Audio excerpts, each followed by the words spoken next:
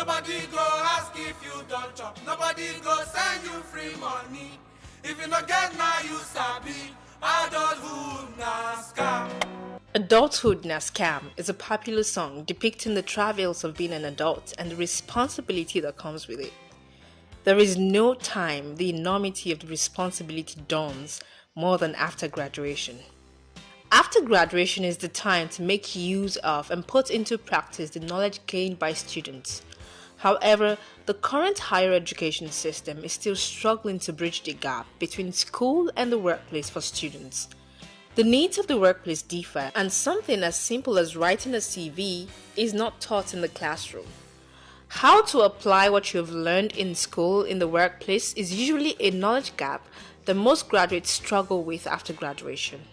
Studying a particular course and deeply understanding the career paths available, the jobs available, the way companies and organizations operate, how to get hired, getting the relevant experience needed to get hired, knowing how to sell your skills are all parts of the puzzles that needs to be figured out by the young graduate.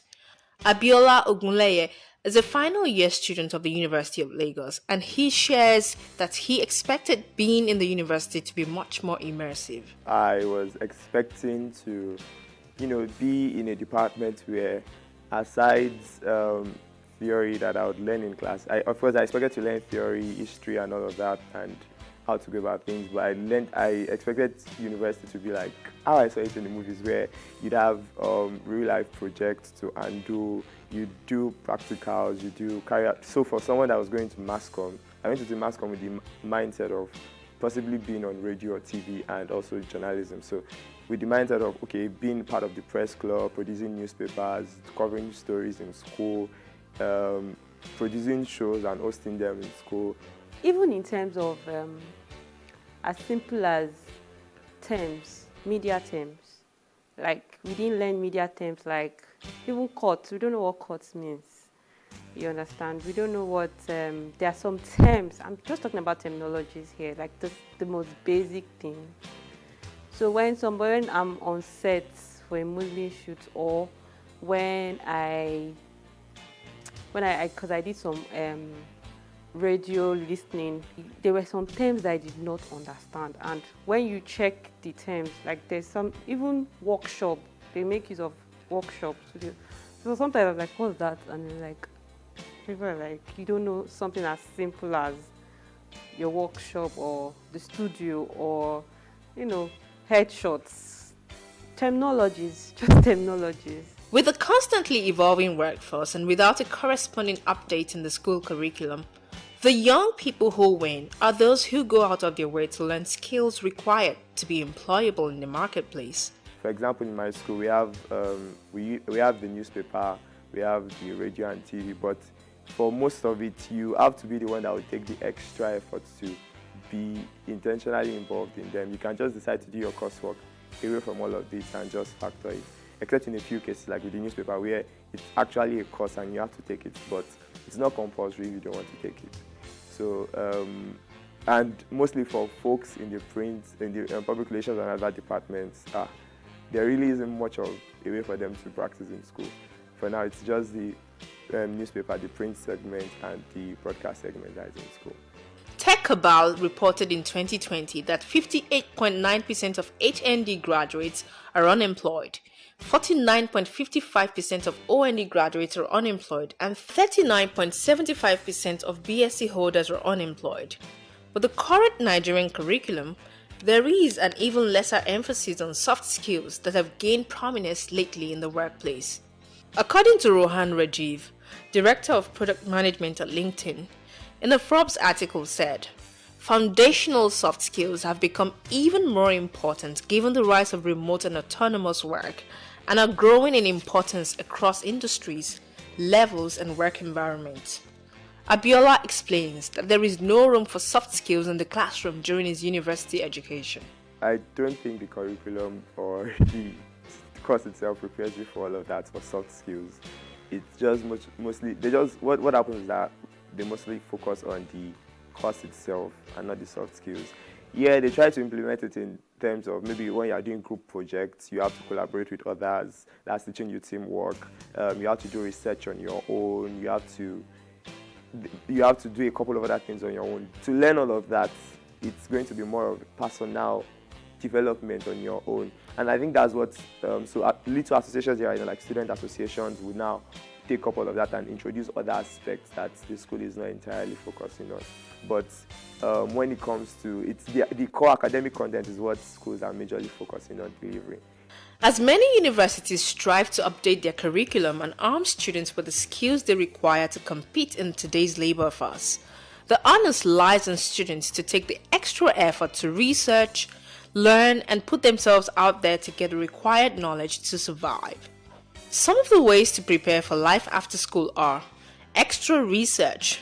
Apart from the required coursework, developing an actual interest in what you are studying and researching the career opportunities are important. Having the right knowledge of what is required of you is the first step. This knowledge can help you make informed decisions about the right opportunities to look out for.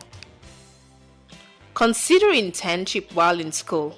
Even if your coursework doesn't require it, meet professionals in your industry to give you internship opportunities so you can have an experience that will help you both in your academics and when you graduate. Volunteer. Part of exposing yourself to experiences that can expand your network is to volunteer. There are many organizations, bodies that need people to volunteer. When you do, you can meet people, learn skills that will help you in the next step. Bridge your knowledge gap. There are many avenues, centers, online resources available to learn both hard and soft skills to make you more employable in the labor market. Apply for jobs while in school. Even if you don't get them, the experience would challenge you to write CVs and have an understanding of what is required in the job market when you are finally ready. Besides, who knows, you might land one and that would be the start of your career.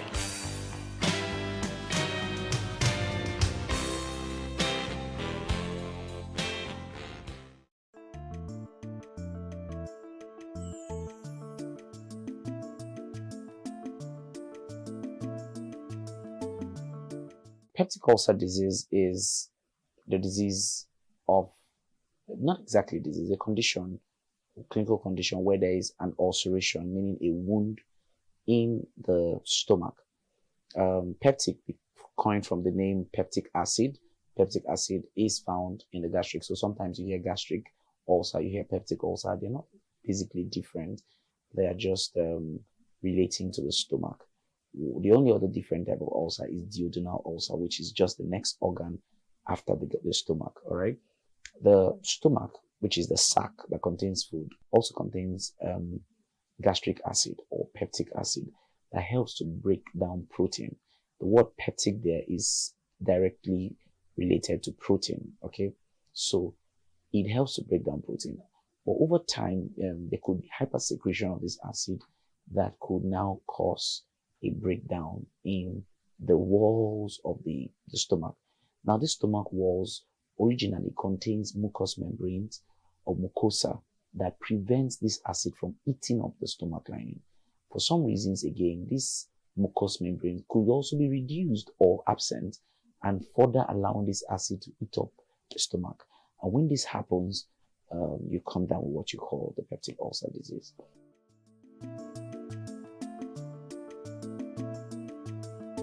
Peptic ulcer disease can be caused by a couple of things. One of them is stress.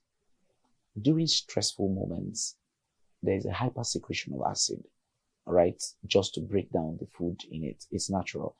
In the whole body, when you're stressed, the body metabolic rate is increased and intensified, and you have many activities going on. Carbohydrates is broken down, more proteins are broken down, fatty acids are broken down to provide one major thing, which is glucose, to allow you to think, send glucose to vital organs. One of them is the brain, the other is the eye, the other is the heart. All these organs, want to function optimally. Now, the gastric juice is also enhanced to break down any food in your body. So that's why if you just ate and you get into very major activity, not long after you'll be looking for the food. Or if you're chewing gum, because those are signs of stress. Now, so stress is one of them. But then when you try stress in an empty stomach. Recurrently, you are giving room for this acid to act on the walls of your intestine. The second major cause of peptic ulcer disease is a bacteria called Helicobacter pylori. Helicobacter pylori is a very dangerous bacteria because, a bacteria that dwells in acid, I really don't know what you want to do to that bacteria, but basically, it stays there and it eats up the lining of the intestine, all right? So this is one of the implicative factors for those who are positive for ulcers. One of the third causes is the use of drugs, certain drugs, or certain chemicals.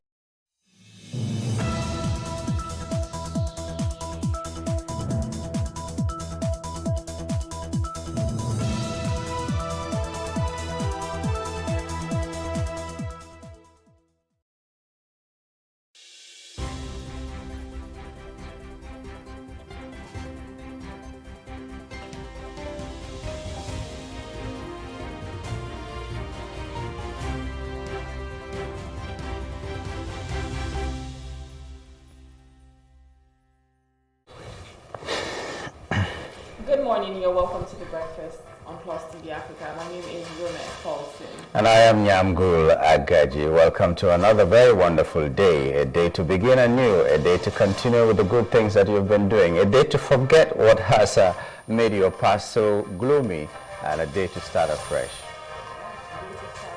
Alright, it's Tuesday, the 6th of August, 2024.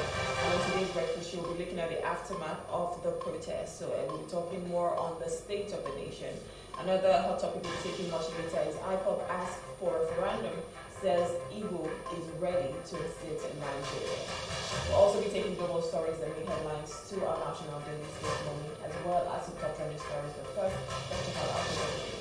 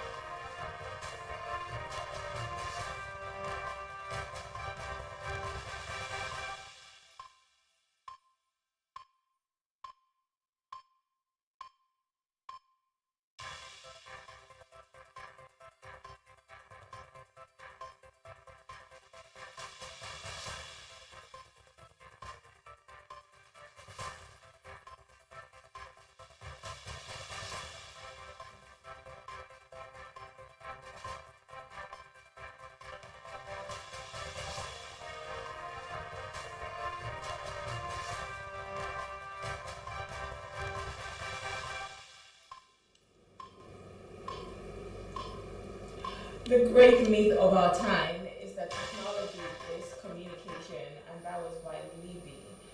She's a composer, and she says the greatest myth of our time is that technology is communication. So of course, technology is not communication. Technology aids communication. But most times we feel like, oh yeah, I'm communicating with you because I have a phone. But are you really communicating? Take, for instance, a marriage. You are at the dining table, everybody's looking at their phone. You are on the bed, everybody's looking at their phone. You're not even talking to each other. You're just looking at your phone and thinking that you're communicating with other people, and then you're doing something good. It can break real relationships instead of mending them. Yes, technology, like you said, aids people to communicate, but it's not the main communication. Yeah. It's just a means to communication, as it is. I agree. you know, the way you said, like on a dining table, and I feel like that's where we've come to now.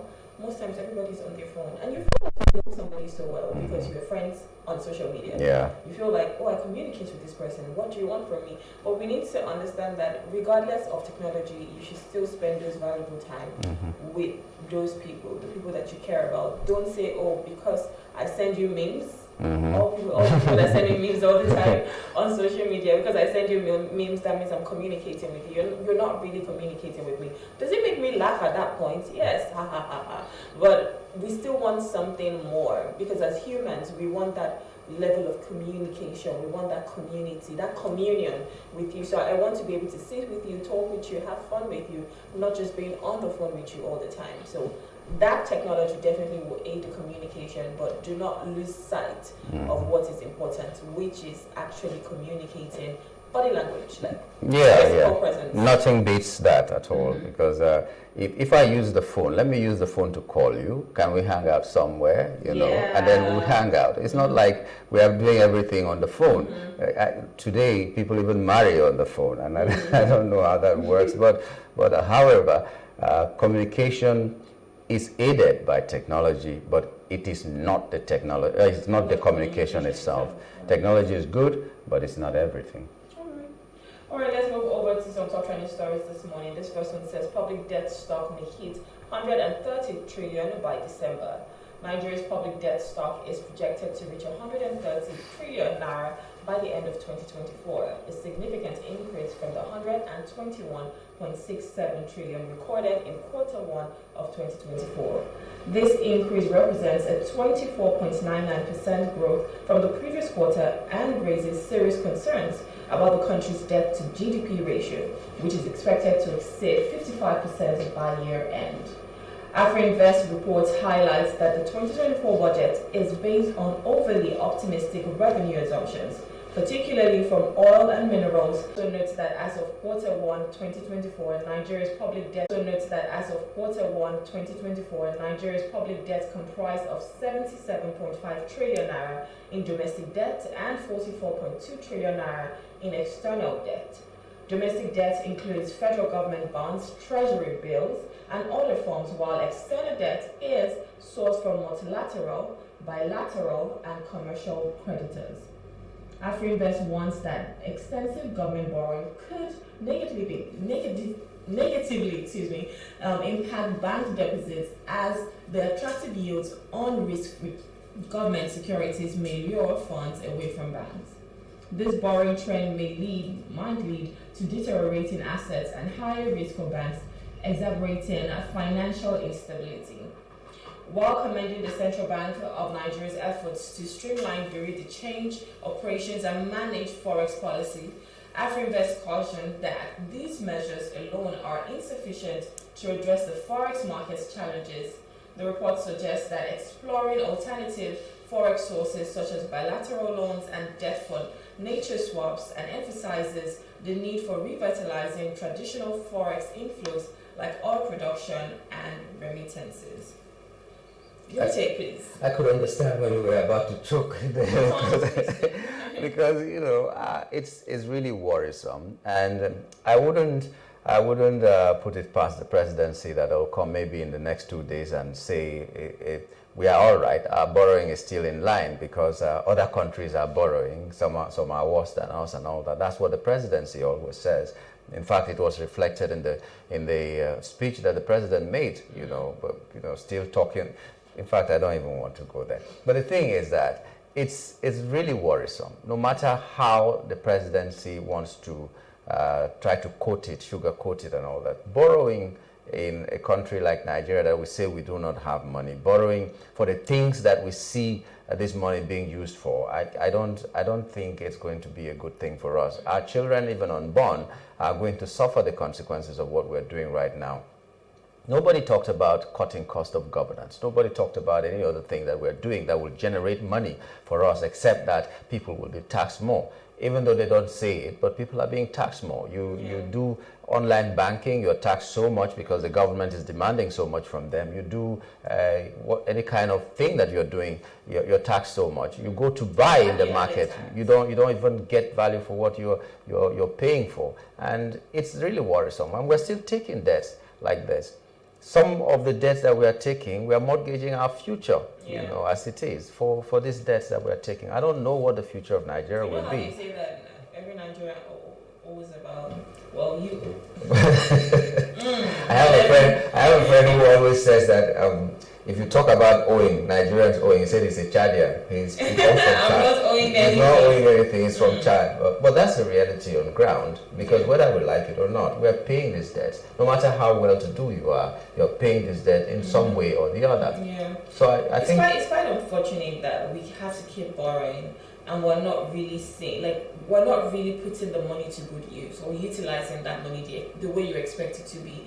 And I know that one thing AfriVest highlighted was the fact that we're even overly optimistic with revenue, like what we say we're going to make. Yes. Because at the end of the day, if you look at it as a business, you're in business to make profits. So even if you're borrowing money because you want to do a project, and you know that when you're done with that project, you're going to have more money to pay your debts first and then have profit. But in Nigeria, I don't even think we're looking to pay our debts. I think we're looking to borrow even more. So at what point are we going to be free? Because at the end of the day, it's he who pays the piper dictates the tune. And that's why IMF has been telling us what to do. Tax your people and we will do. World Bank will tell us what to do and we do. And if you check, all the countries that are being dictated to by the IMF and the World Bank are not progressing. They're still third world countries. Yeah. They're all indebted to them. You cannot make your own decision. You will tell us what you want us to do without even thinking about how it works in our country, in our climate. They don't even think about it. So they just do that and impoverish the people, and then we stay indebted to the World Bank and other people. Check China. Do they listen to the World Bank and IMF the way we do? No. All these countries that are progressing, all the countries that are progressing are not listening to IMF the way we are listening. The third world countries are listening to the IMF and World Bank. They dictate to us. Doesn't concern them what our traditions are, what our values are, what our conditions are. They just tell us what to do, and we take it hook, line, and sinker. And then at the end of the day, the people who this money is supposed to service don't get to see the money. And then you do projects that are not even relevant, even if it has been in the budget or it has been in the plan for a long time. Even been abandoned. So I don't know. Protesters waving Russian flag guilty of treason. That's according to the defense chief, General Christopher Musa, Chief of Defense Staff. He declared that flying a Russian flag in Nigeria constitutes a treasonable offense. This statement came after an emergency security meeting with President Bola Tinubu at Aso Rock, emphasizing that those responsible will face legal repercussions. General Musa condemned the use of foreign flags and warned that such action are unacceptable and will be treated as treason. He highlighted that the president and the military are united in that stance against anyone using foreign symbols to disrupt Nigeria's sovereignty. He also addressed concerns about the recent riots, noting that while they began as peaceful, they have been hijacked by criminals engaging in looting and mayhem. The general assured the public that security agencies are committed to restoring order and defending democracy.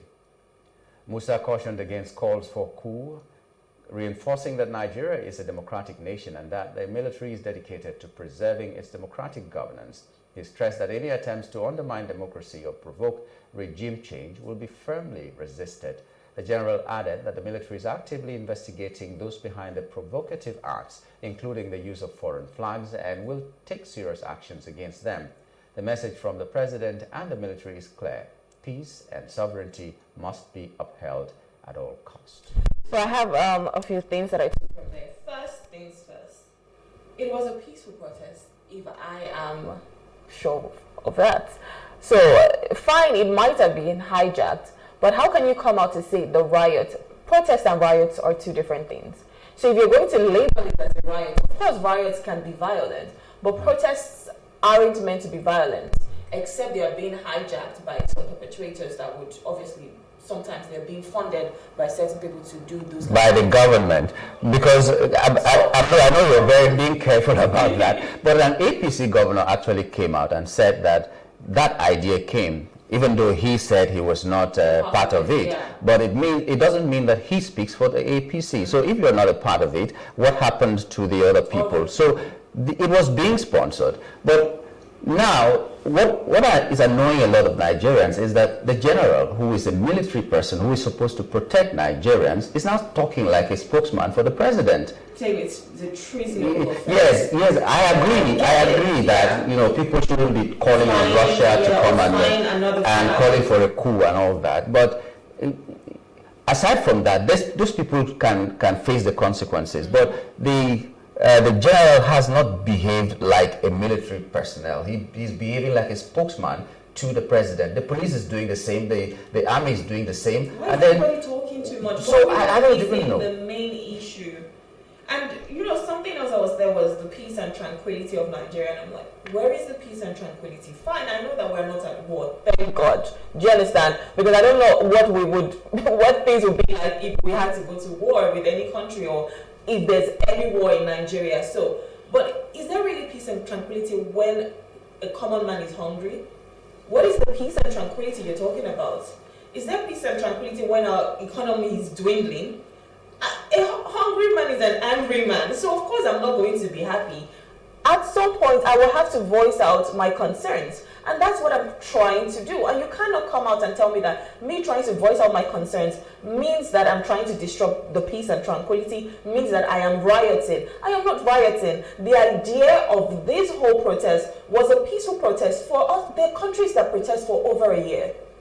So many countries, because all you have to do is, this is what we want. We want you to listen to us and make sure that you take the necessary steps or execute all of these things that we're asking you to do, because you are a leader. And as a leader, it is democracy. You're supposed to do what is right for the people. You're not supposed to just go there and have your own selfish interest. It is not about you. It is about a collective of people, and that is what a leader does. So if I'm coming to you as a nation, as a citizen, and everybody in the nation coming and saying this is what we would like for you to do, then you have to listen. Not try to turn it around and say we're trying to riot and then disrupt the peace and tranquility of Nigeria, which I don't know what that peace and tranquility is. One of the National Assembly members said we should not protest like small countries. I guess UK is a small country, because right now there's a riot in UK. There's a protest in UK. In Bangladesh, the president has run away. She ran away because of a protest that is going on. She resigned and fled the country. Yes, so it's happening everywhere, but it doesn't mean that it has to happen in Nigeria. The president could have addressed us earlier, but even when he waited 3 days into the riot and the protest and then the killing of a lot of people, and he still came out to talk, he was not addressing the issues. He was talking about the achievements of this government, the same achievements that people are not seeing. People are not seeing. And then after that, you warn the people, we will not take any nonsense from you. More or less, that's what he said. Oh my God. All right. Our final top trending story. Well, this says, be vigilant. Federal government issues travel alert to Nigerians over UK violence. The federal government has issued a travel alert for Nigerians in the United Kingdom due to escalating violence following a recent riot. The alert, signed by the Ministry of Foreign Affairs spokesperson Ambassador Eche Abu-Ode, was released on Monday. The unrest in Britain began after 3 girls were killed and 10 others injured in a knife attack at a dance class in Southport. Misinformation about the attacker being an immigrant and radical Islamist fueled anti-immigrant and anti-Muslim sentiments, despite police clarifying that the suspect is British and not linked to terrorism. In response to the violence, the Nigerian government advises its citizens in the UK to avoid political demonstrations, protests, rallies, and large gatherings. They should also steer clear of crowded areas and remain vigilant to ensure their safety. The alert highlights the dangerous escalation of violence, including attacks on law enforcement and damage to infrastructure, urging Nigerians to stay stay cautious and self-aware during this period of heightened tension. Citizens are encouraged to reach out to the Nigerian High Commission in the UK for updates and support via email or phone. And this email is hc@nigeriahc.org.uk, or, well, there's a phone number +44 207 839 1244. It's quite unfortunate what's happening in the UK. And I was having a conversation with someone yesterday, and I said, if our nation was so good, I don't think anybody would want to go somewhere else. Africans, I don't think we want to even leave the continent. If we were doing the right thing, if we had systems that work for us, there is no need why we want to be a foreigner somewhere else, because guess what, you're always going to be a foreigner. That is not your homeland. And when things like this happen, who do they bounce on? You, because you're the foreigner. Yeah, so I was reading this story, and then somebody quoted the scripture that said you want to remove the log, the speck from someone's eye when the log is here. I wish Nigeria were peaceful enough.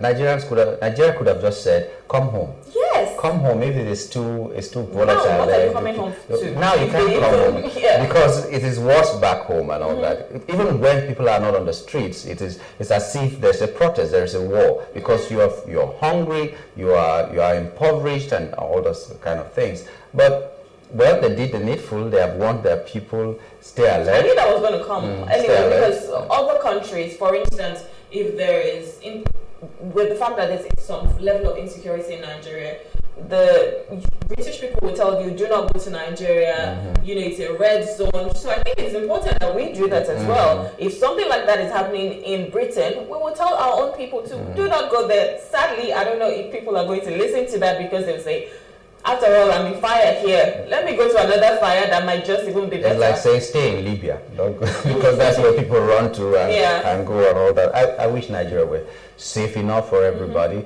I think the presidency or the government should do more about securing Nigeria, first of all, and then making sure that businesses flourish. Nigerians do not want white-collar jobs, not anymore. Everybody wants to be an entrepreneur. But when you find out that the taxes will kill you, the government will kill you in one way or the other, and you cannot do your business, then a lot of people, even though I don't support that, but a lot of people, either you run away or you turn into crime. So I don't know. So it's really unfortunate, but, you know, we will survive somehow. Survive. All right, we'll go on a short break. We'll go on a short break. We'll look at the weather. When we return, we'll be reviewing the papers. Please stay with us.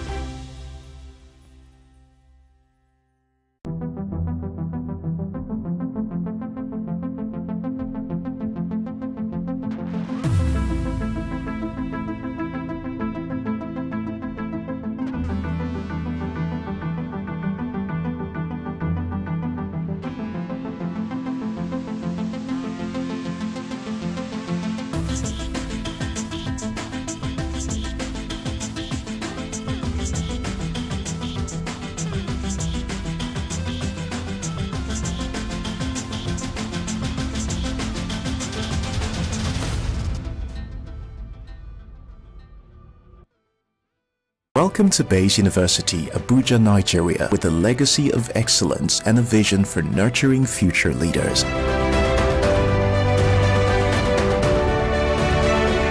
Bayes University is in a league of its own. We're all about our people, processes, and technology. Bayes is one of the highly rated universities in Nigeria in terms of product quality standards. We don't just produce graduates, but groom people into employers of labor. And it has made us understand that learning is all about three things. We learn, we unlearn, and we relearn. Bayes University Hospital offers a range of specialized services equipped with the latest technology, manned by a team of trusted professionals. And now, our vision extends beyond our walls with the Baba Ahmed University in Kano following our lead. Join us at Bayes University and invest in your future today. Bayes University is the institution that you will get the best value for money education in Nigeria. Bayes University. Learn to live.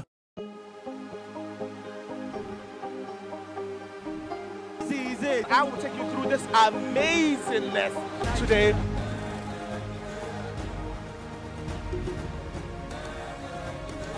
Welcome to Plus Trending.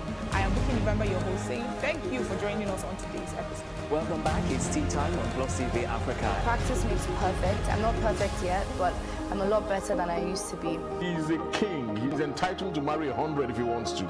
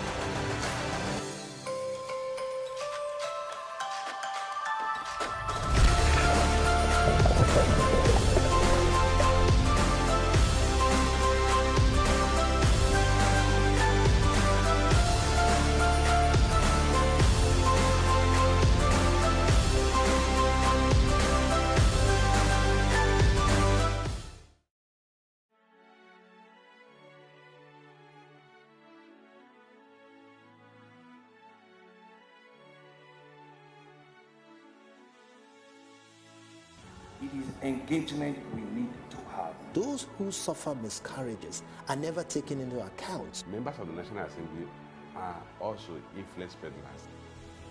You are.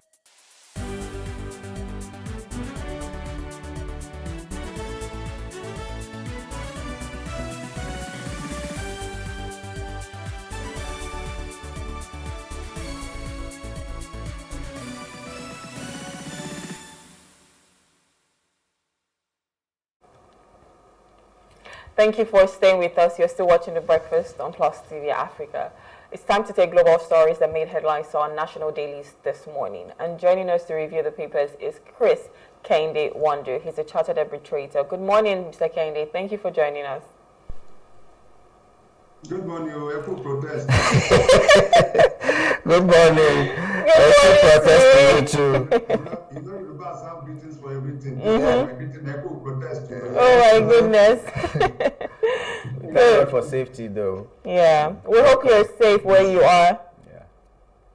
Yes, I am. Good. Okay, I am very well. Fantastic. All right, let's just even ride with the protest, and we'll be looking at the nation first this morning. The nation leads with businesses open in peaceful Lagos and bank looting in Kaduna.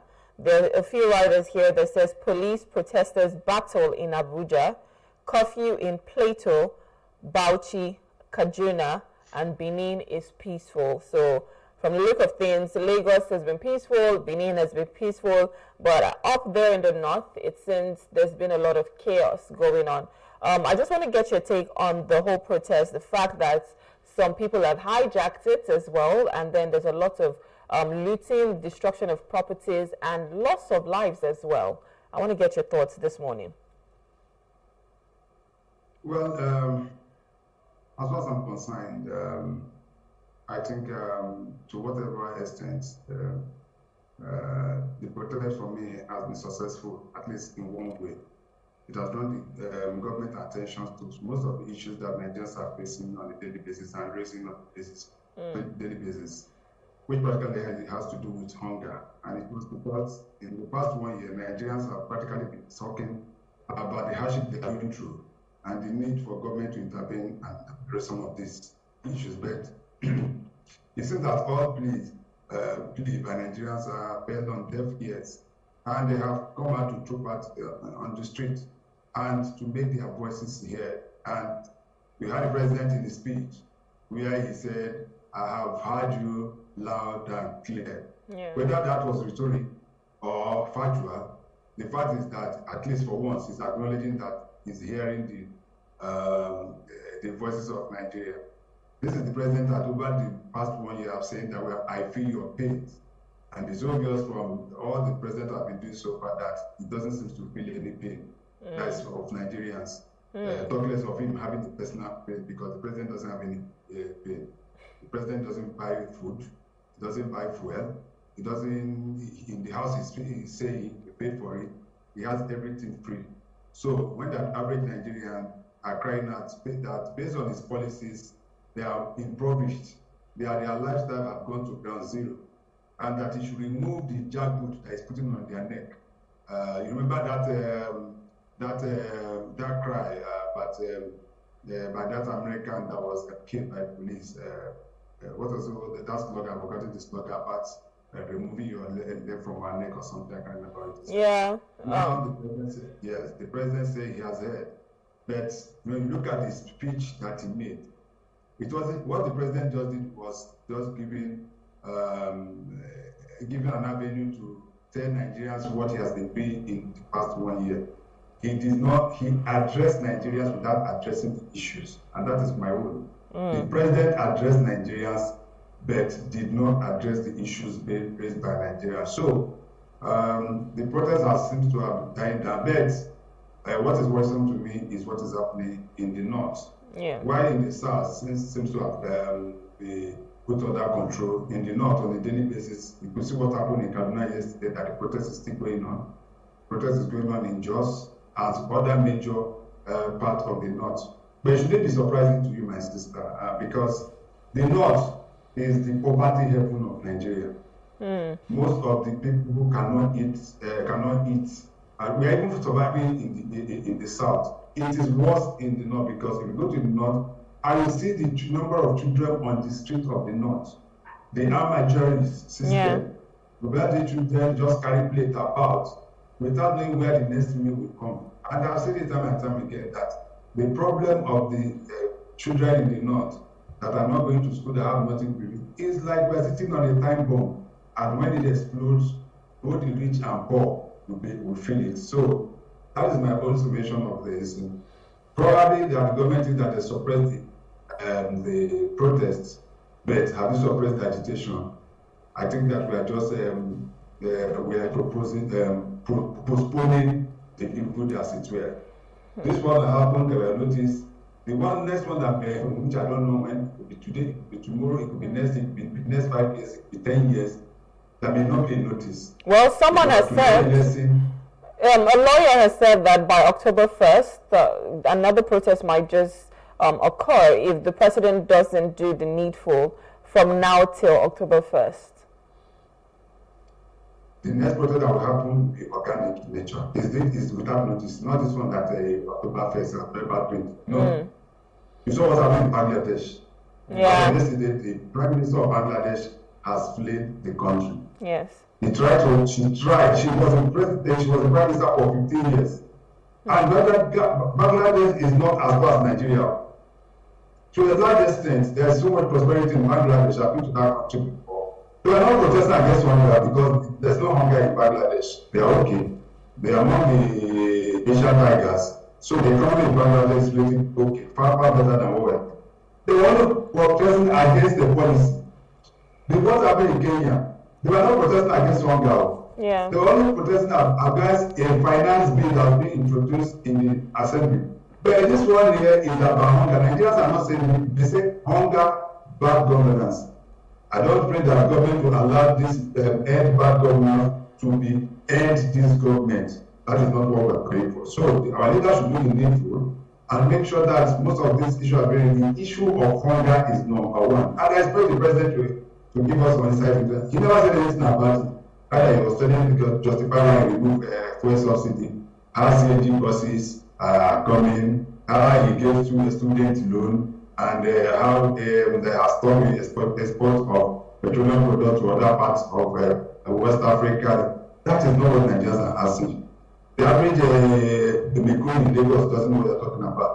The one in Kano doesn't know what they're talking about. Even the statues where there's no protest, they don't know what they're talking about. All the moment is the prices of yam, garri, rice, beans, tomatoes, and everything in the market will come down so that they can be able to treat themselves and their family. I don't think that is asking for too much. Yeah, I think that's even basic, because the basic necessity, that is food we're talking about. The little things that we ask for, food, accommodation, education, security, healthcare. Why can't the government just give us these things? What is holding the government back from ensuring that the welfare of the people is paramount when it comes to their books?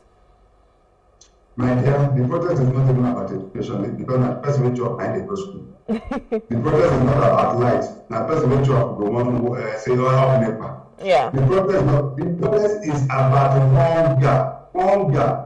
That is the minimum thing that any government, and everything about security circles and that. And that's when I see some of the stories of those around the president, including service teams and security teams, I'm laughing. For goodness sake, if you get to a point where Nigerians didn't troop out to, it's only protesters that choose certain individuals. Nigerians didn't troop out. If you understand what I mean, Nigerians didn't troop out. I just saw a pocket of about hundreds of protesters, maybe probably 1,000. Lagos State have a population of over 20 million. If 1 million of that population troops out to protest, that will be a problem. The same thing in Abuja, the same thing in Kano, same thing in Bedouin and other parts of this.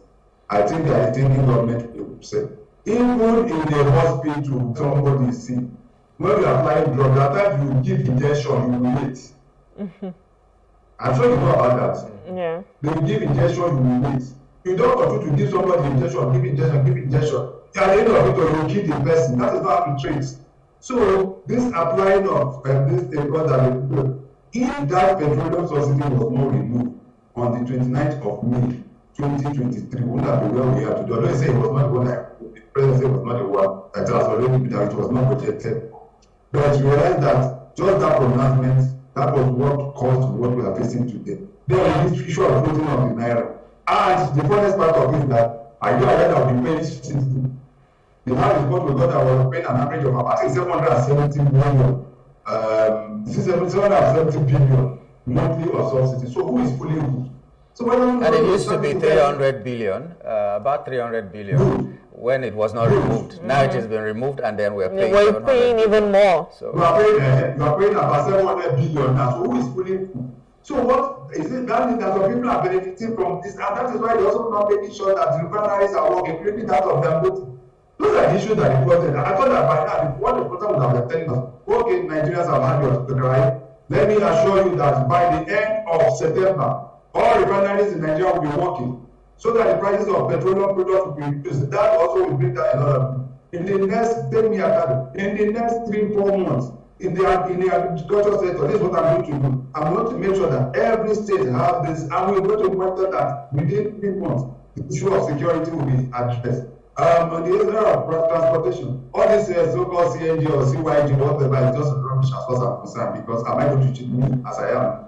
The small ticket that I'm moving around, you say I shouldn't change this to CNG, that I don't. Do you even know how much they need to convert to CNG? Do I even have the money to convert to CNG? Those are the issues that the president didn't address these issues, and I think that his minder didn't do well in that speech, or the thing that was waiting for the president. There was nothing in that speech as well as I'm concerned. And so many Nigerians have been saying that as well, including Professor Wale Soyinka, who felt that the way and manner the police handled issues about protesters was not good enough.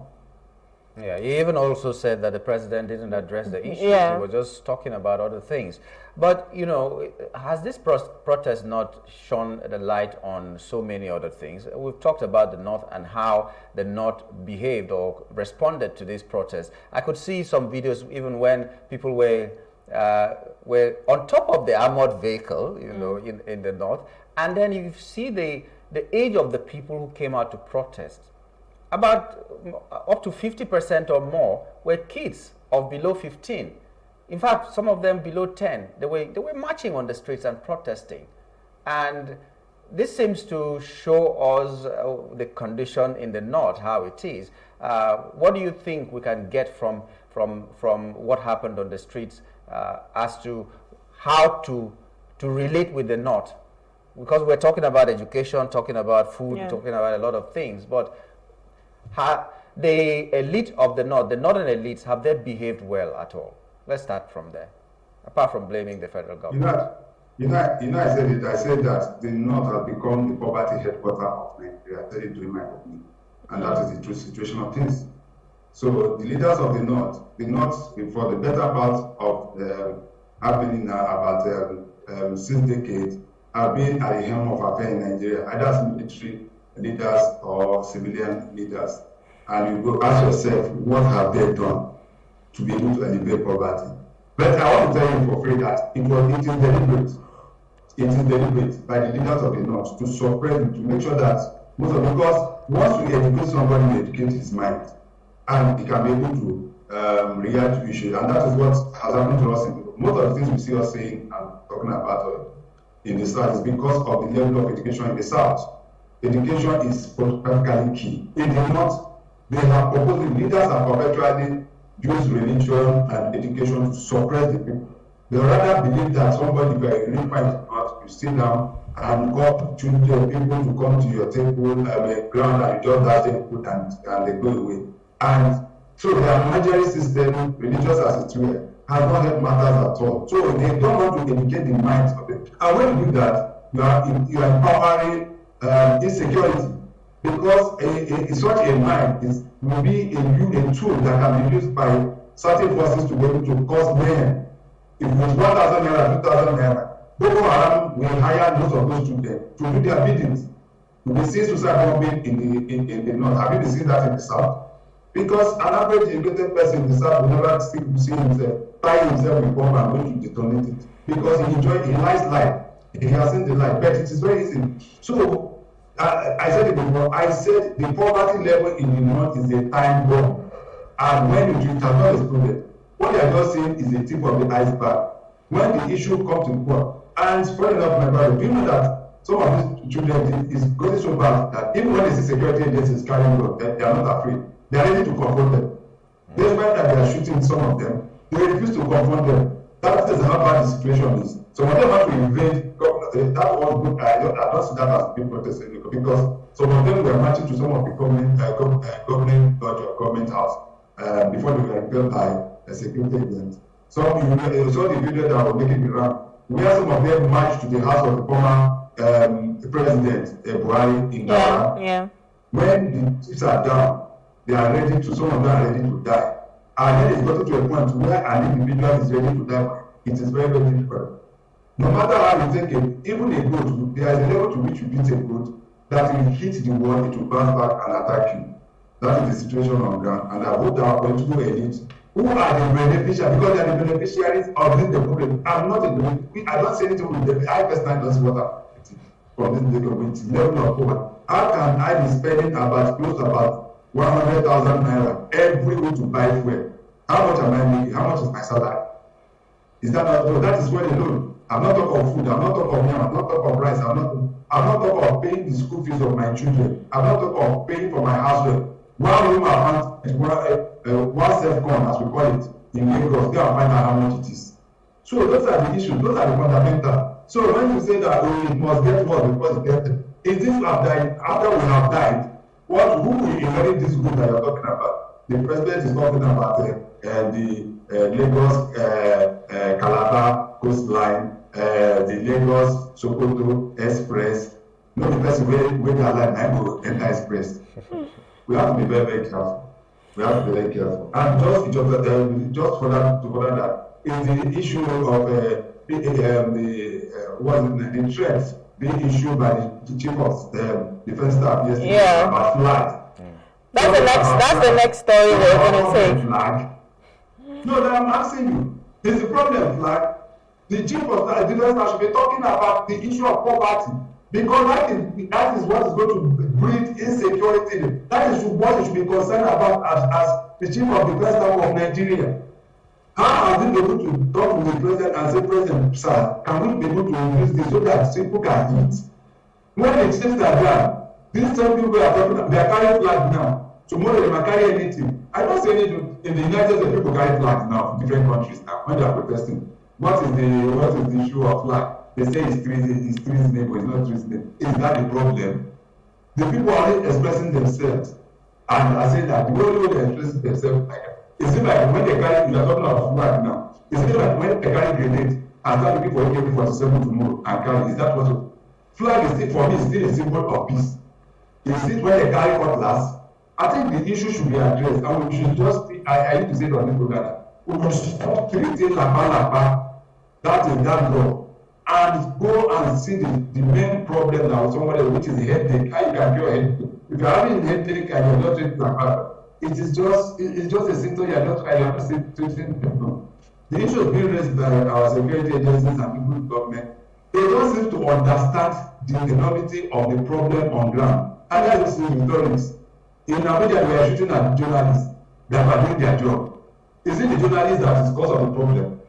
Everywhere in the world, journalists are in there. Even in war situations, I'm sure you've said that. That's why the Amman made her name. Yeah. During the war between Iraq and other countries, journalists were embedded in that, so that they can report. It doesn't mean that they're flexible.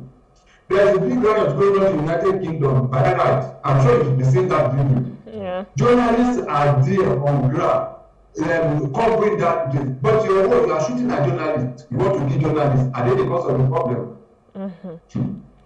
Well, I mean, that's even a story that's on all of the papers this morning. On The Guardian, it says military vows crack down over treasonous use of Russian flags at protests. I know that most of the people that, raised the Russian flag, they were asking the Russian government to come and take over Nigeria, most of them. So I think that's what he means by it being a treasonable offense. Let me tell you, it might not be that. Most of those children, what they're doing, they don't even know. But you see all these ones. My brother was talking about children between 10 years and 12 years and this. They don't even know what that flag is all about. They don't know what that is. Let me tell you, part of this thing is that they felt that what the West has failed us. Because what Nigeria is, people don't understand the fundamental, and let me explain that to you. What they are protesting, most of them are, if I survey that, is the capitalistic nature of Nigeria, where IMF, which is the West, the World Bank, is what determines removal of subsidy. This is not IMF and World Bank. That is the West. Removal of floating of the naira, is it not IMF or World Bank? That is what has taken us to where we are. So when they are looking at a socialist system of government, although there is no country that is absolutely socialist now, because Russia used to be, USSR used to be socialist, but since it's turned to Russia, they are more of a capitalist country now. So those are the areas they are looking at. And it is we should be very, very careful. Because our neighbor here, Niger, is practically being ruled by Russia, by Russia. So we have to be very, very careful about this. So to me, the issue of carrying other people carrying flag or that is not it. If they don't carry, I know that. This country where we have seen people carrying Israeli flag now. You've forgotten some of those protests in Nigeria where people are carrying Israeli flag. There have been some instances where Nigerians have been, especially in the north, so they used to carry flags. They used to carry Palestinian flags. Used to, when they attack Palestine and the rest of The people in government now were carrying the coffin of the sitting president, Jonathan, at that time. And so that means they were calling for the death of the president. Was that not reasonable? Yeah. Because I don't know. And I think the chief of defense staff shouldn't even be coming and making such statements. I mean, sounds political. Yes, fix whatever the issue is. Because in a way, it's almost like you're deflecting. He's very pet. He doesn't. The chief of defense staff should have his heart. He should be more interested in security and not just people. I think that those are not the fundamental issues. I agree with you. Among the Committee of Nations. I agree with you because insecurity is a major problem in Nigeria. We expect you to be tackling that, not coming to talk about these things that are almost harmless. I was driving on my way to work this morning. I saw like over 50 army or policemen doing meetings all together, stationed at the Lekki toll gate. And I'm like, we expect you to be out there saving lives instead of being here and just saying you're guarding the toll gate. So I think what's happening here is they're trying to deflect, and it is important that we do not lose sight of what is important. The security of people are important. If people are complaining about hunger, that is important. If people need you to do what is right for Nigeria, that is important. Not saying that we're waving any flag. But finally, I want to take this story on The Guardian. It says federal government prioritizing NAS, state house spendings amid NDA's funding crisis. There's a lot of data here, but I want to get your take on this. So we have a funding crisis, right? But then we're still spending so much money. In fact, we're still borrowing. That was one of our top trendings this morning. I want to get your take on how we're spending, what we're doing, and meanwhile, the common man is crying that they are hungry. You know the crisis that is going on in Nigeria. Do you know that your national assembly is on break now? Yes. Till the end of September. Where they should be thinking of addressing issues as it were. They quickly they said we're going to have they thought about the Steve Boss, I think it was the House of Reps, by saying that they are cutting back their salary by 50%. And I said, Lori Iro, what is 50% to a salary? How much is the salary you're talking about? They are not talking about the other, etc., according to Zebrodai, you know. So, but that is neither here nor there. I said it, we said it, and part of the demand has been that this bicameral legislation is not working for us. It's too expensive. Part of the problem we're having is cost of governance. If you reduce that, drastically move our cost of governance and challenge that into alleviating poverty, then you know that some of this issue will be solved. How much they use in renovating the National Assembly? Billions and billions of naira. At the end of it, they say they didn't do the job. These guys are cruising, despite that there is no single member of House of Assembly that doesn't have nothing less than at least 2 SUV, what we call jeeps. But upon that, they still budgeted 160 million naira for one. And what was the excuse they gave? They said roads are bad. Yeah. So, yes, they said the road was bad. I as if I was the one who is budgeting for those roads. Who is supposed to be in charge of those? Is it not the government, the legislative arm, and the government and the executive? So that is how we roll. So basically, you're not doing your job, but you're complaining about your job that you're not doing. That is it. I know they're complaining. I mean, spoil the road now. So I have to provide them with jeep so that they go work on the road where I don't spoil. So when I miss spoil and I'm my duty to be able to repair it. So those are the fundamentals. And I said it to them, just say it in closing once again. Yeah. The poor are not sleeping. The rich are not sleeping because the poor are awake. And the day the Nigerian public decide to say that enough is enough, it is going to be a problem. This is not about only political. I'm not involved in any political party. Just like two of you, you are not members of political party to the best of my knowledge. We are just journalists. We are bringing to the fore what is happening and the of the people.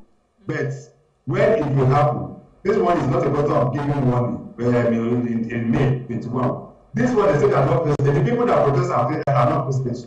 We saw their faces. Those that are organizing it, we saw their faces. The one that will happen, which I have warned again, which I don't know when, it will get to a point that it will be organic. And you will just think that NSAS will be just a joke. Because before NSAS said, people are not on this part, people are eating, and all they were just protesting was against police brutality. This one is going to be against hunger.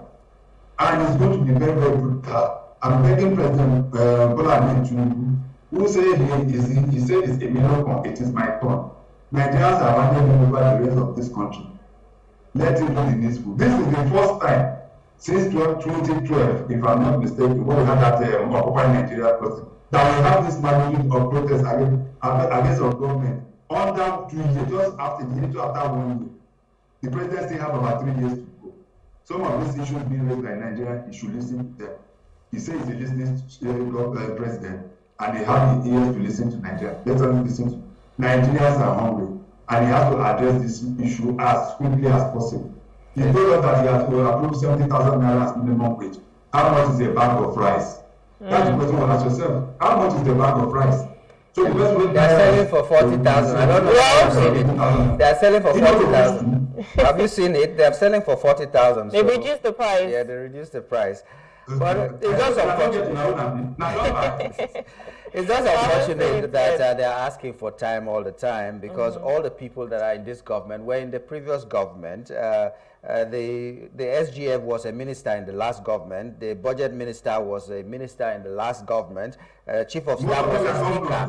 Chief of staff was a speaker, and so many of them were here when Buhari was here, and they are still asking for time. So they have had 9 years as it is. And these are the same people who were protesting against the changing of the Naira even. As governors, as House of Assembly members, they were protesting and asking their people to go to the streets and protest. And all of a sudden, you don't want that. Protest will be hijacked. They kept talking about being hijacked. So, I don't know. Well, this is where we have to wrap it up on this segment. Chris, we want to say thank you for coming. It's always a pleasure reviewing the papers with you. Thank you so much. Thank you, Jonathan. Coming to the review newspaper, thanks for listening here. It's in a give high blood pressure. Relax. Have a nice day, Chris. Have a nice day. All right, so we've been speaking with Chris Kende Wando. He's a chartered arbitrator and he's joining us. We're just taking global stories that made headlines in our national dailies. We'll go on a short break. When we return, we'll be looking at the aftermath of the protest. Please stay with us.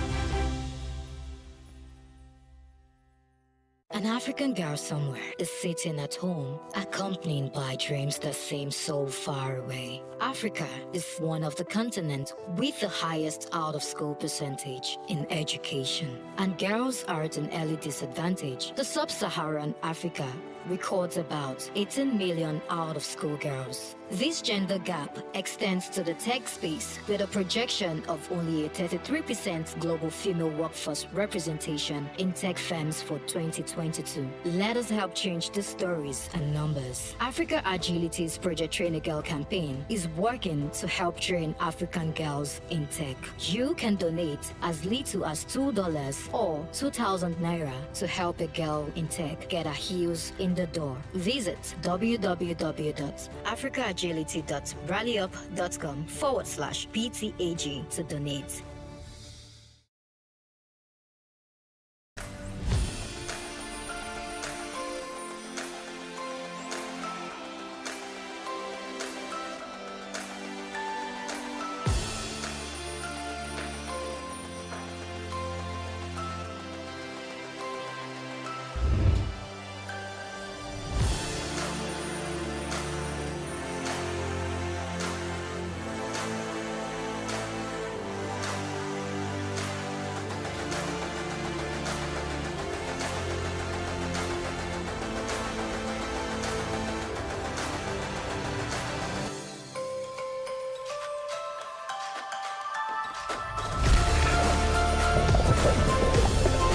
Niger Delta region, from where the black gold fuels Africa's largest economy, where the lines between wealth and poverty has never been thinner. Conflicts, poverty, insecurity, and environmental challenges daily confront the region.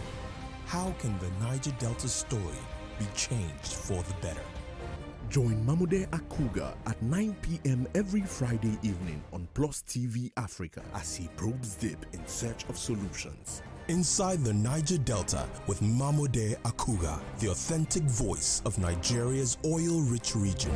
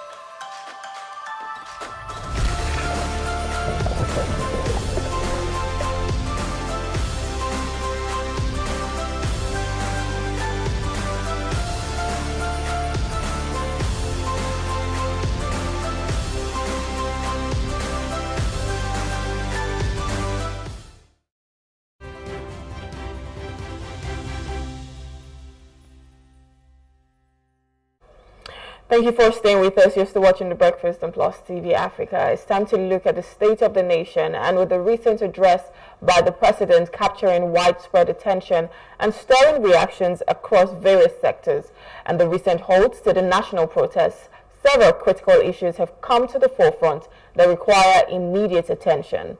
Among these is the pressuring or the most pressing challenges, including economic stability, security concerns, and other pertinent issues facing the country. In this discussion, we will delve into the pressing matters to gain a clear understanding of the current state of the nation, and we aim to explore the direction we're heading as a country and evaluate the potential impact of these issues on our collective future.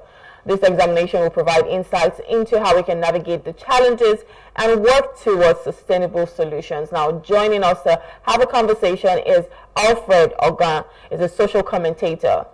Another guest we have this morning is Dr. Martin Morgan, is a public affairs analyst. Good morning, gentlemen. Thank you for joining us. Yeah, good morning. Good morning. Good morning. Morning to you. Good morning. All right, so Dr. Martin, I know that the president has made a speech, and of course the protest has been halted for now, even though in some other parts of the country, like Kanu, the protest is still going on. But I want to get your take on all of this. The president's speech, how did you think the government handled the protest? Do you think they should have done something before now that could have averted it? Or, you know, even with the aftermath, the response to the protest, I want to get your take on that this morning. Yeah, once again, we saw that the protest was not just a spontaneous protest. Yeah. It was a notified situation that was given to the government for the past almost 3 weeks or 1 month. And I feel that instead of looking at it proactively, they were allowed to go to snowball to what we have today with 109 senators who are representing the people and 360 House of Reps. They were able to go to their constituents to go and tell them, look, guys, this is what is happening. We should be able to see how they avert this intending protest. Yes, really, we are hungry. But that was not done. Rather, we were now looking at the peripheral of talking to the traditional rulers and other issues of threat. So that type of situation was not a proper engagement. And until the D-Day came in, because they were not sure whether it would happen, and it took place, and that is what is snowballed to it. So in the process of it, we all waited and I said, fine, the father should come and give us a speech. And he gave us a speech, and everybody became speechless. So this is the situation we find ourselves in, that situation that is not really very good now at this moment we are. But I have told you, the suspension has come according to the president. We're asking not to for the people to suspend the protest, is listening to it. But there's a lot of dimensions and correlation that have taken to modern democracy, which is not very apt for us in applicability, as we have seen here in Nigeria, because of a manhandling, because this is where we are now, and we saw a lot of things that are coming in. So for me, in summary, the protest came, but the bottom line is that the hunger, you cannot explain hunger. Hunger has no ethnicity, hunger has no religion. So this is where we are saying, but then the problems are still lingering on. They're coming up and asking us to give us some time to look. This is something they will have done prior to that, before this situation. So we are still in it like that and looking at what will be the next move. All right, so Alfred, do you think that the government now understands what we're talking about, or our grievances? Because if we're talking hunger, like Dr. Martin has said, it has no ethnicity, it has no religion. If people are saying they're hungry, it means that they need food, and they need you to put certain policies in place that would help that. So from farming machinery to ensuring that we have security, because most farmers cannot go to their farms right now. But do you think that with this protest, the government now understands the severity of things in Nigeria? Thank you very much for that beautiful question over there. You talk about if the government now understands what the people want. Yeah. You know, the answer is already out there in the public domain. You can get that very quickly from the president's speech. of which is he went just permit me to say out of the demands of what the people are talking about.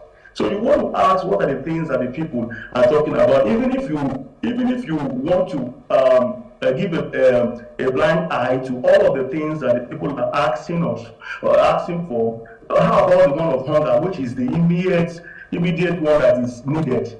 Because the people went to the street, they ask questions, they are lined up of what they said they need. You talk about the reversal in the fuel subsidy hike.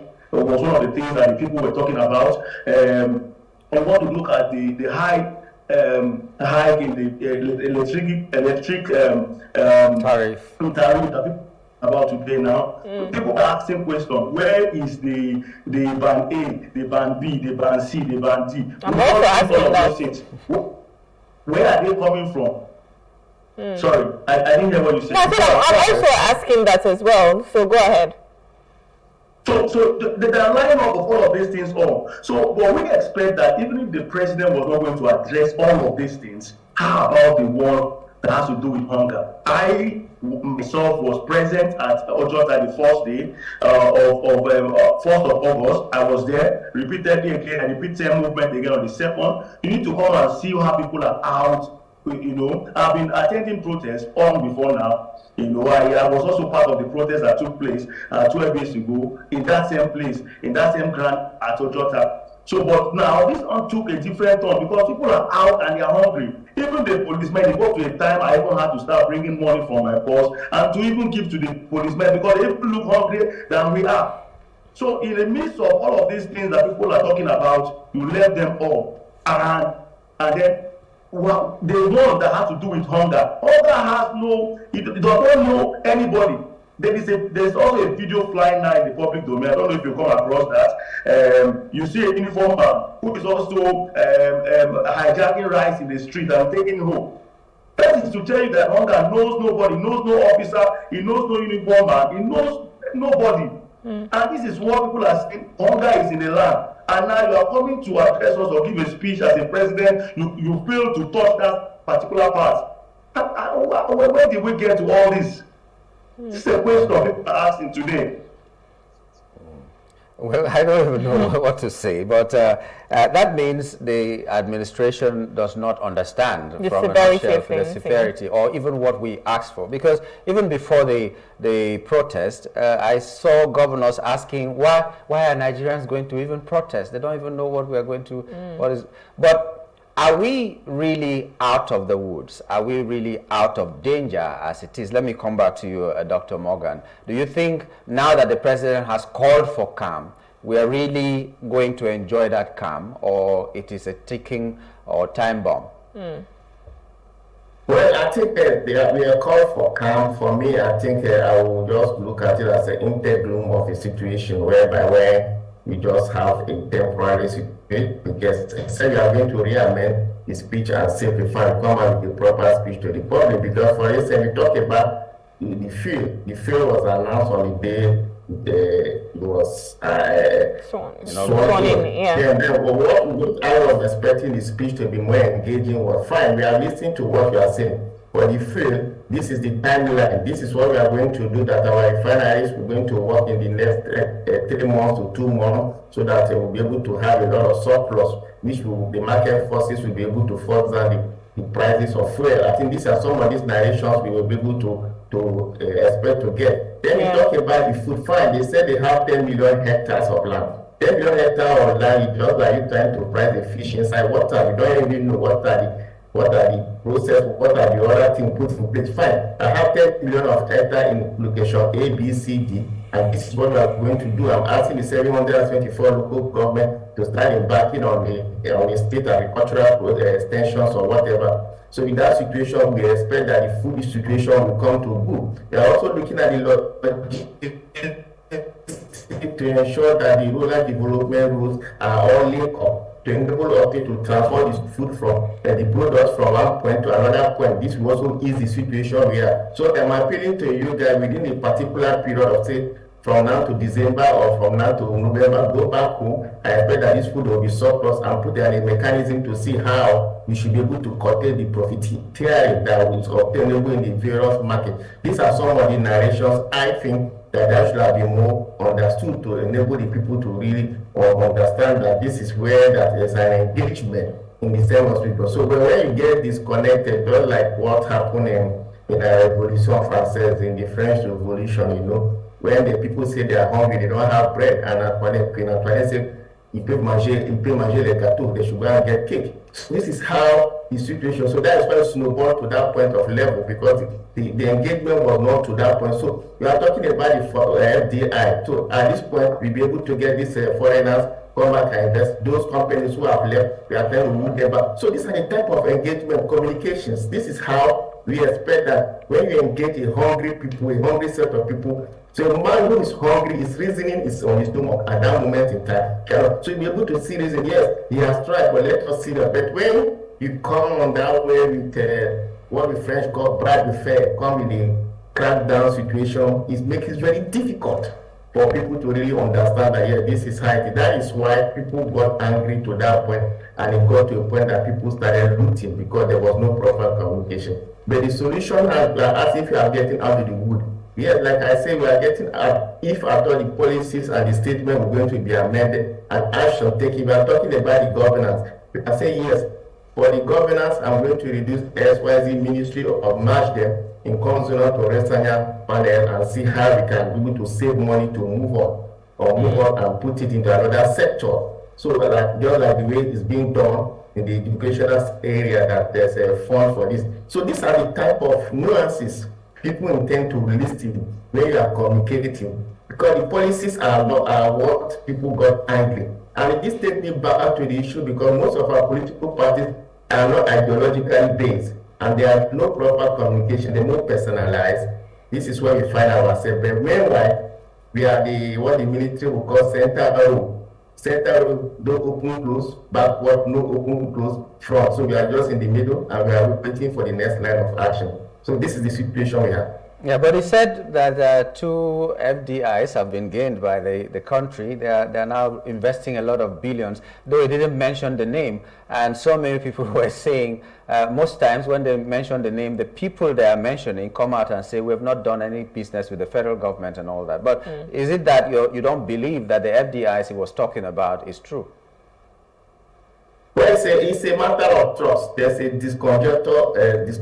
disconnection that have happened between the people in terms of what the administration they are putting as related to trust. Because as you see, there's something I will tell you, I will take you hook, line, and sinker. But there's what you tell me, I need to close my mouth and understand whether really my brains are really assimilating it to that point for me. I should take. So this is where it is. Fine, we are not disputing what the top man have said. We are not disputing them. But let us see that those things come up and become real. And because most of the time now, people are very much careful. They are not really trusting a lot of things because they know that antecedents have shown that some of these things are not very practicable like the way we see them.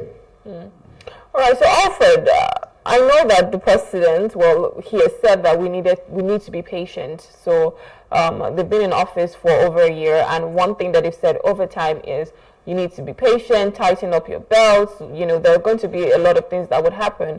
And we're seeing those things happen, especially with fuel subsidy being gone. And that has just been a ripple effect to every other thing and even our economy.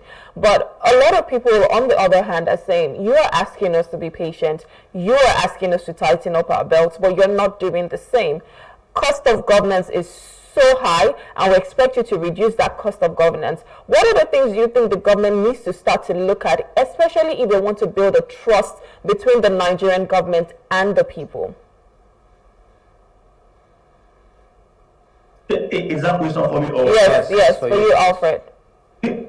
See, the most important thing of all, you know, are these things. You cannot continue to say that the masses should, tighten their belts while you are taking the wrong steps. And then these are the things that we're talking about. One of the things that we took out to the street, I failed to mention them. We were also considering the fact that cutting down costs of governance. You cannot have the salary of the people who are working directly with the president. You can, if you come out now with that speech, these are the things we're expecting from that speech from Mr. President. Okay, fine, I have cut down the cost of governance, I have cut down this, the House of Representatives, the House of this, from the Senate down to local government chairman. If you have come up with something of such on that same speech, by now, people's mind would have come down a bit. But when you have failed to do all of these things that the people are expecting you to do, that is boils back to having a direct communication with the people who are concerned, the people who are out there in the street. You have not had that. How did the likes of the past government, the likes of former President Jonathan was able to manage protests all this while? See, the current administration need to prove to us that no, they are capable to do all of these things. When the people gathered over the times, they say, look, the fuel price is high. What did Jonathan do? He listened to the people.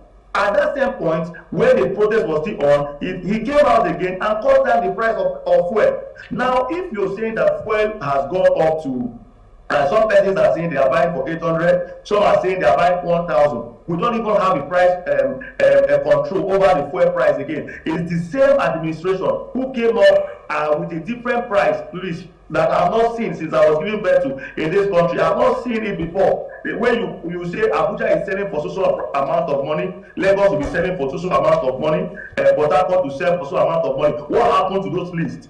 That was published out. Every state has it. How come that could not manage?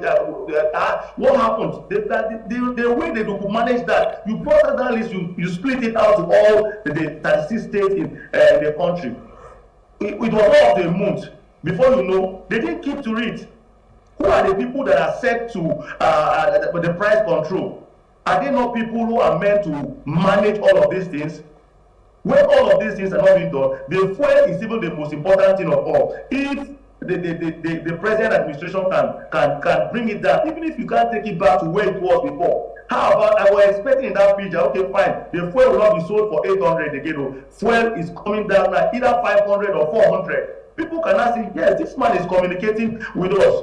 But in a situation like this, when you have kiosks all over the state and the president is out with a speech that address totally none of what we are talking about, you end up leaving people in another state of chaos, and they're planning to reinforce and come back again, even if you call off the protest. Well, I think can I add something to what is trying to say? Yes, please go ahead. Okay, I think what Fred is saying, so that was a true situation. That reminds us of the story or the philosophy of the Stoic and the Epicureans. If you are telling us to tighten on the belt, and then you start living like an Epicurean with a level of opulence, then the Stoic man that has the sensibility of not feeling the pains, how do they relate on the same pathway? Because like it's mentioned about the petroleum pricing, they are not telling us that the petroleum price equalization, whether fund or whatever formula, have not been able to adjust because of the bridging nature of taking it from here to up north. But because it has a logistic end, that still boils down to the issue of that fueling and the appropriate pricing for our petroleum product, which we have to understand how much does it take you to get a liter of fuel? How much does it take you to produce a liter of fuel in the refineries? I am very certain that if you are having a level of that surplus level where our refineries are all working and with another backup from Mr. Dangote, the price would automatically crash. But making it a cast on stone that no, we cannot go back because we are getting this at the Mosemi so SY price, so we cannot take it. So there's a lot of monstrous approaches to it that is not well understood. That is why I say we should be able to understand the philosophy of the Epicureans and the Stoics. So how Stoic are you going to be, and how Epicureans are they going to be in the opulence vis-a-vis when we are going to tighten it? But you can't tighten your belt if the holes are still available. I say you have to insert a lot of hole. But you need to live to tighten your belt. That is the situation we are facing ourselves.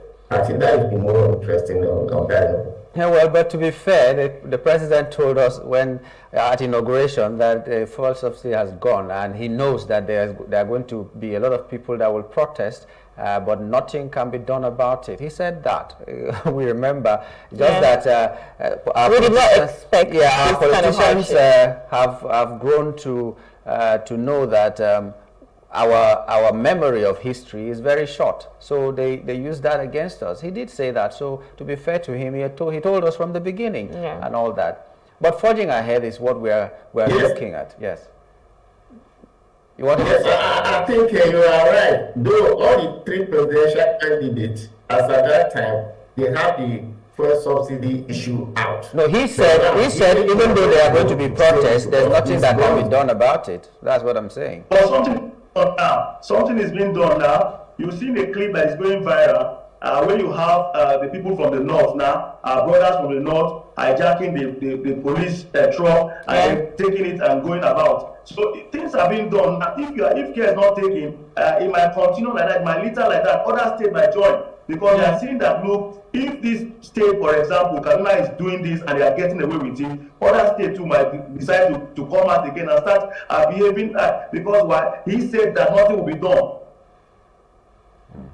No, I think for me, Fred, my own understanding here is that if you are protesting for a noble reason, there's a difference between protesting and rioting and looting. Those three things cannot be put in the same machine to say that they are the same. Like what you said, the inference you are making in Kaduna, to my mind, is that the extreme level of protest, that is more of rioting and breaking up into two law of order. Protesting is within the confine of the law and the framework. But then we will not allow such noble cause to be hijacked or infiltrated by any other orchestrated group whereby we make it to go against anarchy. This is the situation we should be able to understand. You make your demand, we are making our demand, or the people are making our demand positively, but in making it in the confine of the laws. I think that would have been better. Like what's happening in the north, honestly, is not protest. That is rioting and looting, and which is very, very. Doctor, the concern is this protest was supposed to be a protest, and from the get-go, the government, instead of looking for ways to douse the tension, where they kept saying it will be hijacked, and then actually one of the governors came out to say that this idea was brought by the APC government, that they should have counter-protesters on the same days. In fact, apart from having those people come to counter the protest, which they knew will result in violence, they also had even the traditional institution jettison their values and brought the Oro Festival at the time that they're supposed to be. So many other organizations that we have not even heard about before came out and said they were distancing themselves. So they were paid people that were, well, that is the perception, that people were being paid to come and discourage the protest instead of addressing the issues. So in a situation like that, even when you know that the protest is a legitimate right of the people, how else can you address these problems that should have been addressed by protest? If the government is chaos in this, themselves.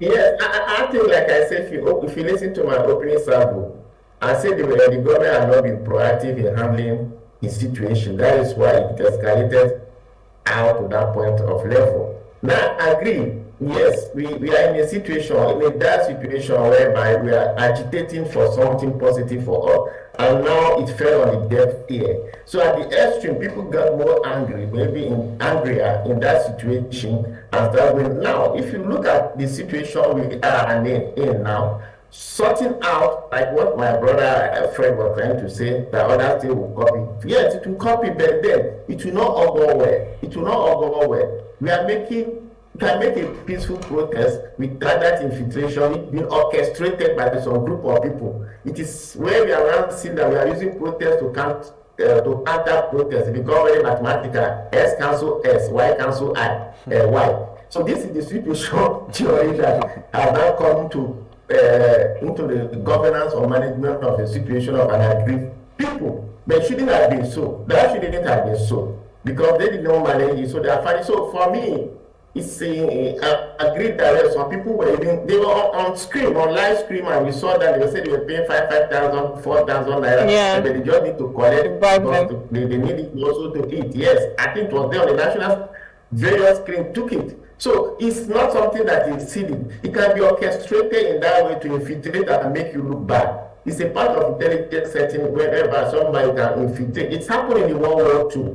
It happened in the World War II where Churchill had to now paint out some of the aircraft and then to the German color and bomb other areas. And the whole war was against them and started bombing Germany out of Hitler. So it's a situation whereby it's available in that way. It's not an outdated scenario. There is a possibility.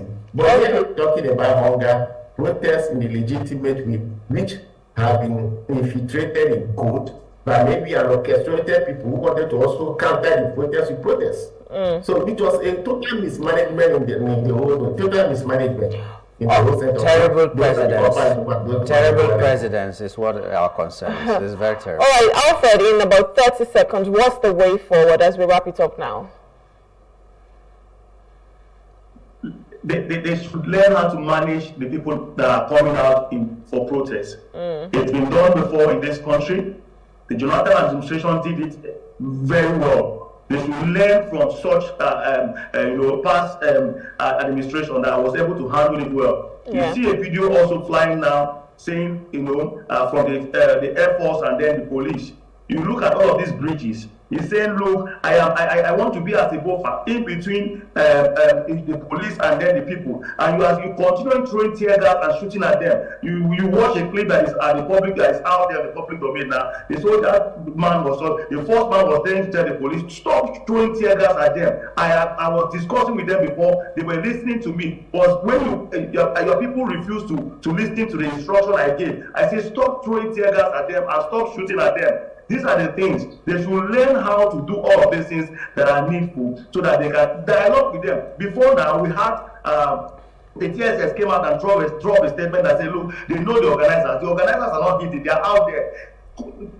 Call them for a meeting, a closed meeting, discuss with them, way forward, and then listen to all of the things that they demand that they're writing out for the government to do. Listen to them and then pick out, negotiate with them the ones you can do. All right, thank you. My last take here is that the immediate cut in the salary of and the allowance of public officers holder and the top government officials. All right, thank you so much. Thank you. I think dialogue is important, and the government needs to be open for criticism as well. This is where we have to wrap it up on this segment. Thank you so much, gentlemen, for coming. Always a pleasure. Thank you. Thank you. All right. Have a wonderful day. Have a wonderful day. All right, we're speaking with Alfred Ogan. He's a social commentator, and Dr. Martin Morgan is a public affairs analyst. And we've just been looking at the aftermath of the protest. We'll go on a short break now. When we return, we'll be looking at our next hot topic. We talked about the Igbo referendum. Please stay with us.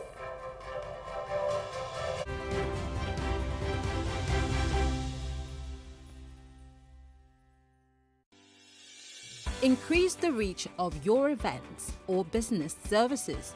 To advertise on Plus TV Africa, please call 0906 000 5719 or 0909 040 8408, or send an email to marketing@plustvafrica.com. Plus TV Africa. Big stories live here.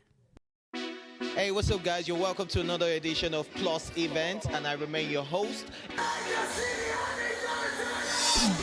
Your absence isn't an excuse anymore, as Plus Events is all you need, as we bring you the glitz, the glamour, and loads of fun. Oh, definitely, right? No question. He's a living legend.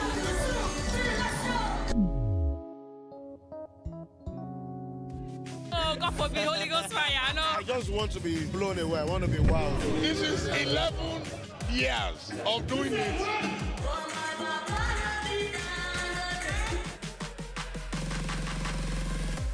I'm surrounded by so much positivity. No way, it's okay. Yo, what's up, my people? It's your boy Starboy Terry. You're watching Plus Event on Plus TV. Stay glued to Plus TV Africa every Saturday and Sunday, 4:30 p.m. West African time.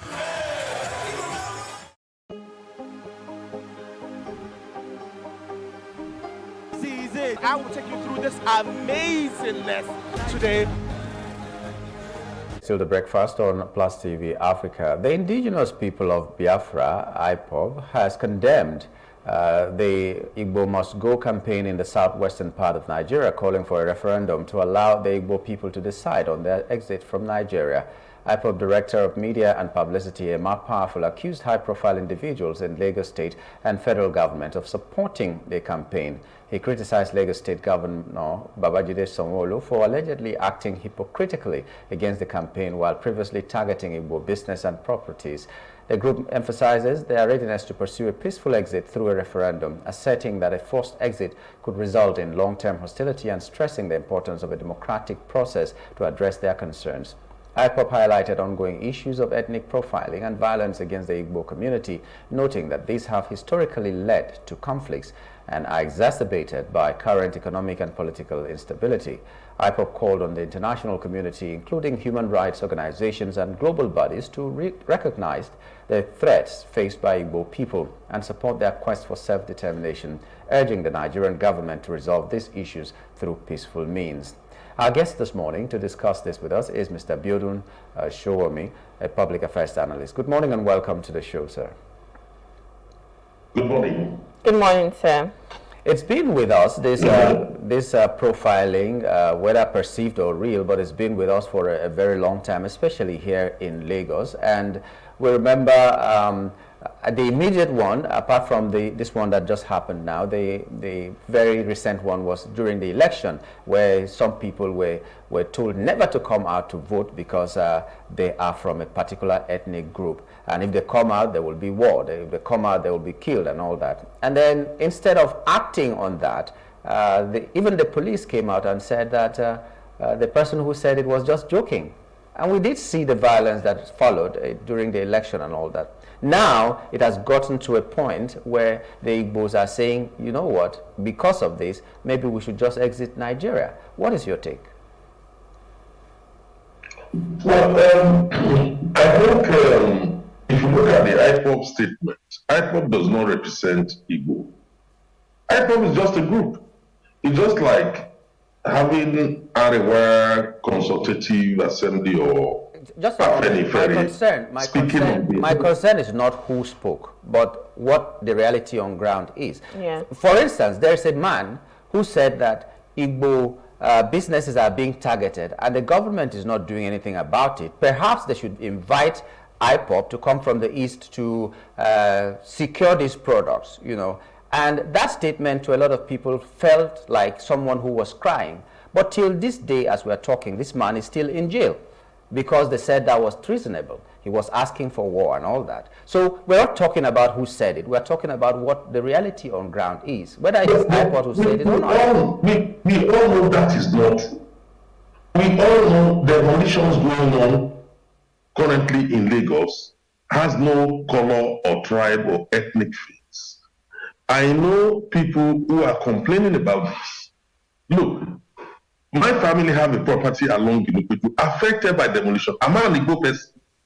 Look, the issue is, if you don't separatist groups' campaign strategy, trying to whip up sentiment against the rest of the populace, if you don't separate it and treat it as what it is, we will end up believing that people are being targeted.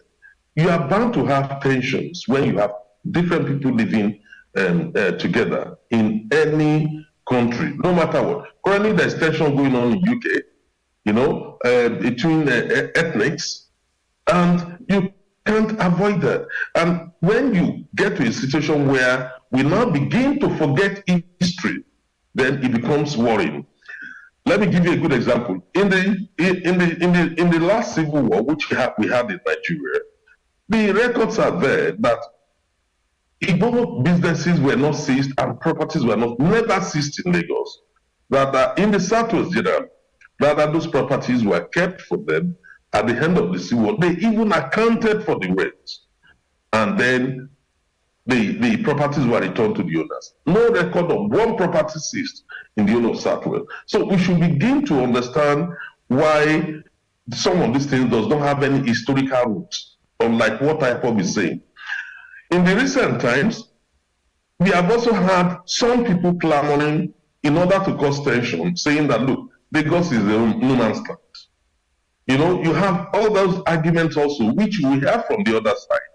And whereas everybody knows there is no place called no man's land. Everywhere has an indigenous population, which we must respect. The conflict going on in UK currently is between the indigenous British people and, you know, the migrants ethnic into that country, caused by an unfortunate incident of somebody stabbing an indigenous person. So this kind of tension is not unique, but we should avoid playing the game and falling into the hands, you know, of a separatist group, particularly group who have adopted violence as a means of propagating their viewpoint. There is nothing wrong, absolutely, with tensions. We have to douse those tensions.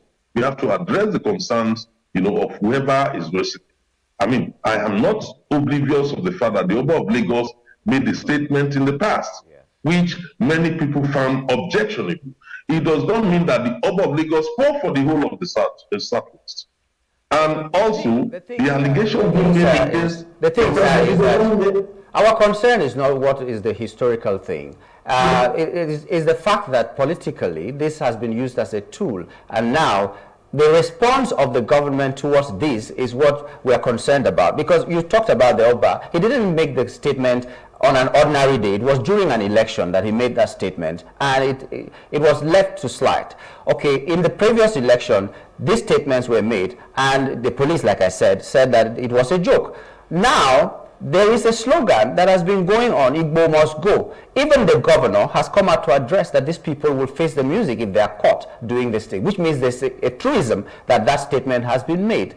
So I'm trying to look at the response of government, the response of those in authority to this kind of separatist agenda. Are you comfortable with it or not? It's not that whether it has happened or not, it has happened. But the way it is being responded to, is it the correct way, or there's a better way to do that? Because we can't have that. You're only listening to one side of it. If you listen to some Yoruba extremists, they will tell you, Uwayawu, in the leader said Yorubas are rascals.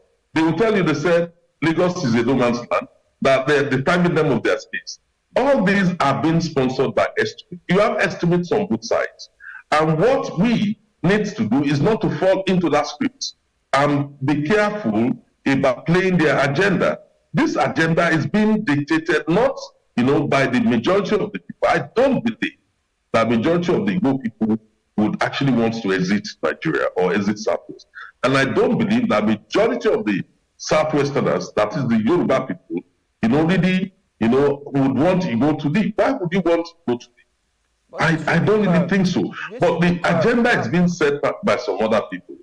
Both sides, you hear one complaint or the other. And I'm saying that it's not unusual to have that. Even at times you have this tension between the Fulanis and other ethnic groups in Nigeria.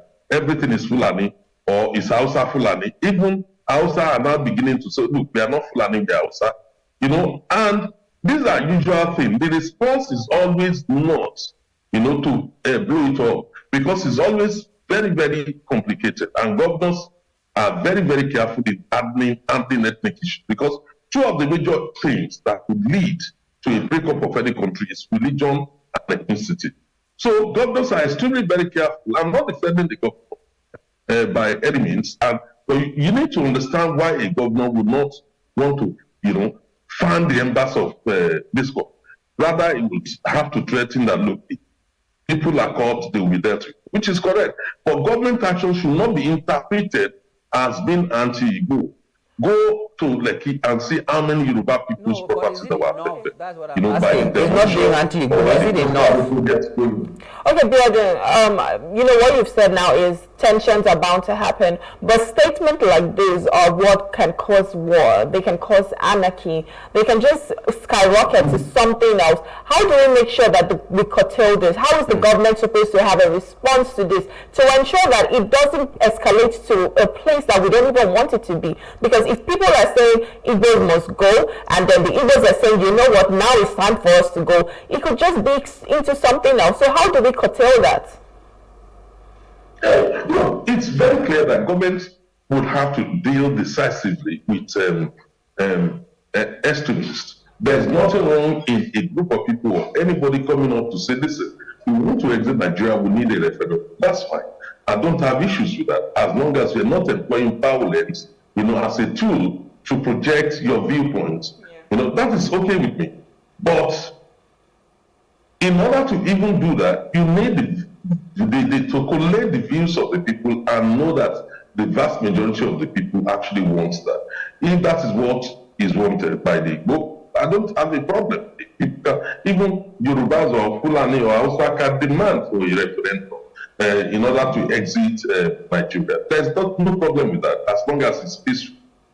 The only problem I have is that it is more complex, when you have an orchestrated campaign by a group who already has exhibited violence, to now be demanding that, they want a referendum. So why embrace violence in the first instance? That is my own worry. But government on its own part needs to deal decisively, irrespective of ethics. Those who are advocating, for breakup, violently. But for people who are campaigning peacefully for referendum, I don't see what is wrong with it, because if you look at the United Nations Charter, it's actually in line with it. The right to of countries to self-determination is enshrined in the UN Charter. It's also in the African People's Rights Charter. So there's nothing illegal with that, as long as it's done peacefully and advocated peacefully. Okay. I was just asking, what else should the government do? Because everybody was afraid when it started during the election that it might be something that will continue if it is not nipped in the bud. And this has happened again. So I'm just asking whether the response of government is enough. Well, if it is not enough, what else can they do to make sure this never surfaces again? You brought the historical aspect where the assets of the Igbo people were kept for them. And I've seen a lot of those stories, and it's a very good thing. And now this thing has just come up because of politics and all that. But it seems as if the response of government is not enough. What else can they do? That's my question. Yeah, it's not only government. This is not just down to government. It's also down to the media and down to people like you and I to ensure that we do not pass on an inaccurate version of history to the younger ones. Because if we fail to give them accurate version of history, we will continue to carry, harbor sentiments and harbor distrust rather than building trust among different ethnics in Nigeria. A government on its own cannot do it, because politics by its nature is very divisive and very partisan. So therefore, when it comes to elections, you will always have politicians exploiting this thing.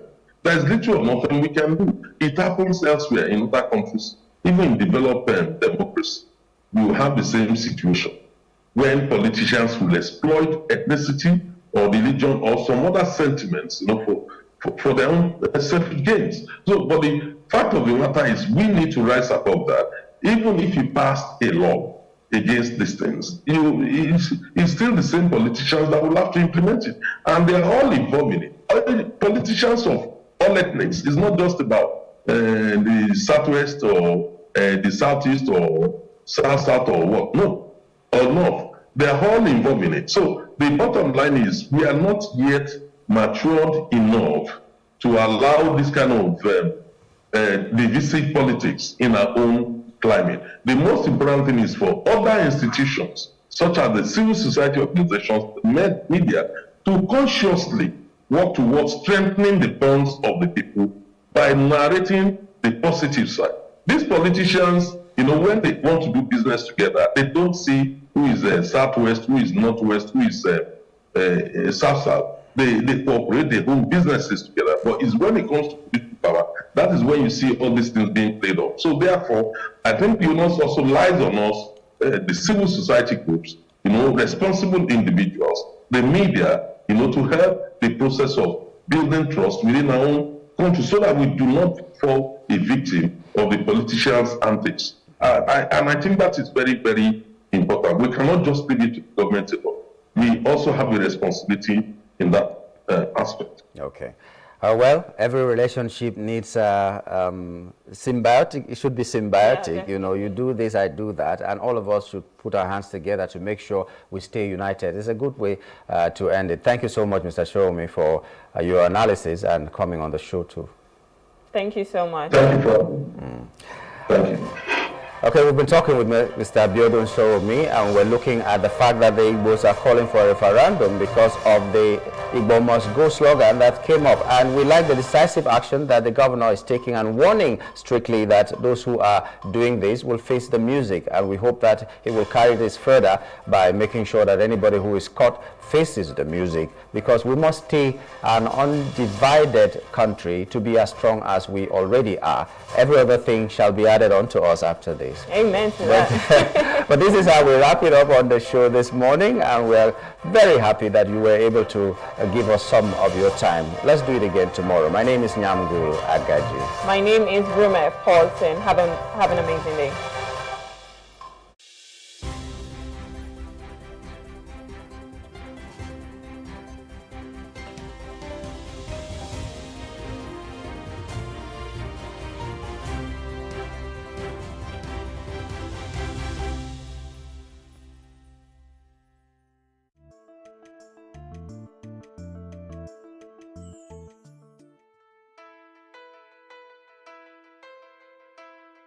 So bloating is abdominal disorder in the gastric tract. So when you have hair or gas locked up in the gastrointestinal tract, then you have bloating happening to an individual. You have the person bloated. So what you can do in that process is to either you can take a warm bath. If you're bloated, you can take a warm bath. You can put lemon in your water. But even before you... Lemon in your drinking water? Yes, lemon in your drinking water. But even before you even start, bloating could be very, very discomforting. It could cause your stomach walls to be tight. So you could have pains in your tummy. Then you could belch severely, and you can stop that by taking, you can control bloating by taking mint, things that have mint. You can take a warm bath. You can take a walk. You can take fruits like the citrus fruits. You know, lemon is equally in the family of citrus. You can take citrus fruits, you can take banana, you can take kiwi, you can take cantaloupe. You know, they're all good fruits for bloating. You can also take, I think I mentioned you taking mint. You can take anything with mint when you're bloated.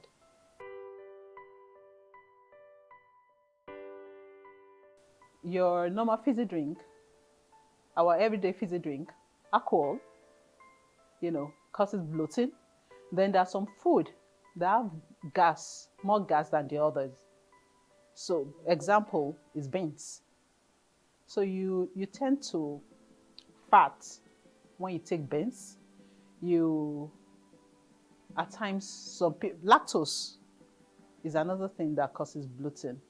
So you fart, you're very uncomfortable when you take some of these fruits, then the cruciferous vegetables, example of cruciferous vegetables are lettuce, cabbage, and cauliflower.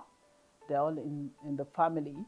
They equally cause bloating. However, these are fruits very good to eat for the body because they are high in fiber. So when you take things that are high in fiber, you need to know how to take them so that you're not constipated. So some veggies that causes bloating, for example, your normal lettuce can make you bloated.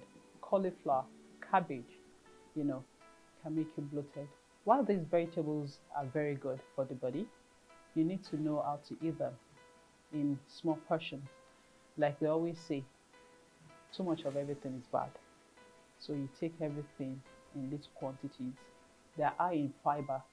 So you don't just concentrate on food that are very high in fiber and you say you're on a diet. No, that's not how it works.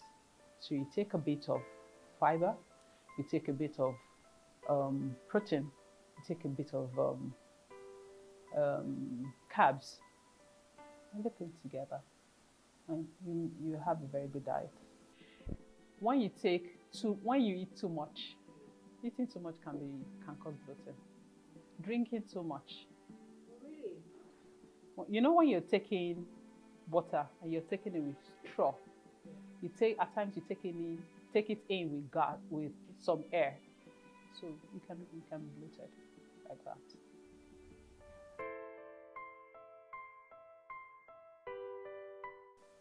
You can take citrus. You can take add a bit of lemon into your water and drink to relieve you.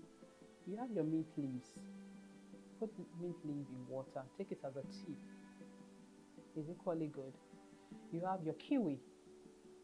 Take some kiwi. Chew on them. They'll relieve you. You have your grapefruit, your berries. They're equally good. Apple, banana.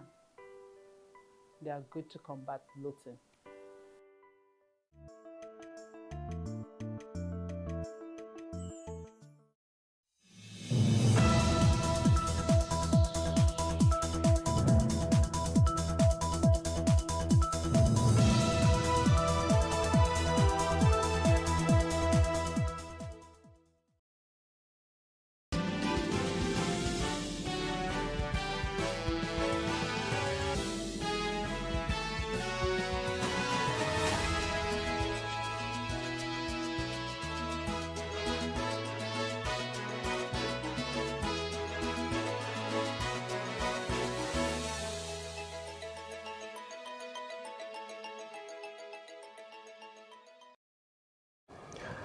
Hello and welcome. My name is Nyamgul Agaji. This is the news brief. A federal high court in Lagos has ruled that the Nigerian government's contractual agreement to sell Nigeria Air to Ethiopian Airlines is null and void.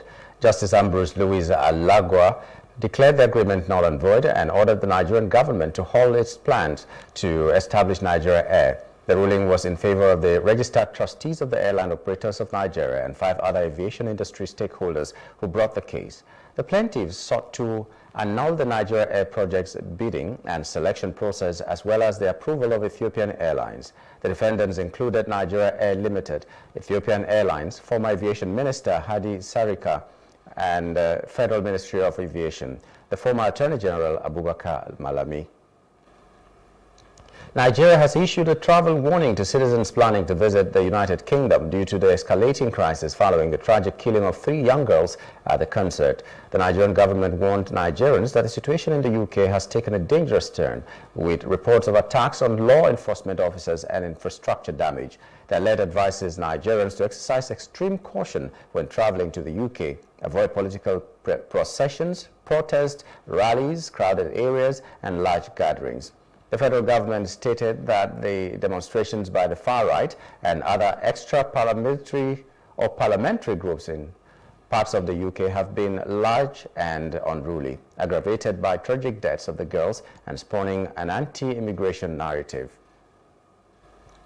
Meanwhile, as the nationwide protest against the hunger and bad governance entered the 5th day yesterday, President Bola Tinubu summoned the National Security Council meeting where issues of security threats to the country were discussed. The security meeting, which held at the President's office at the State House, Abuja, also looked into the new trend of protesters hoisting the Russian flag in some states in the north.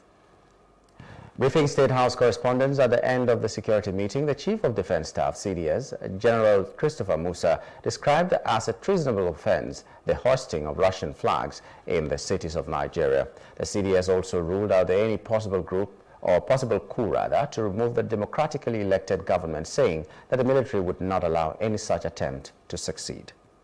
People said it was a peaceful riot, but we have warned against it because we realize that there are individuals that are willing to take advantage of it to cause mayhem, and we can see clearly what has happened since it has commenced. Criminals have taken over, a lot of looting, a lot of stealing, and all sorts happening. And besides that, we're also aware that I'm seeing, all of us have seen it, where some foreign flags have been flown within the sovereignty of Nigeria, and that is totally unacceptable.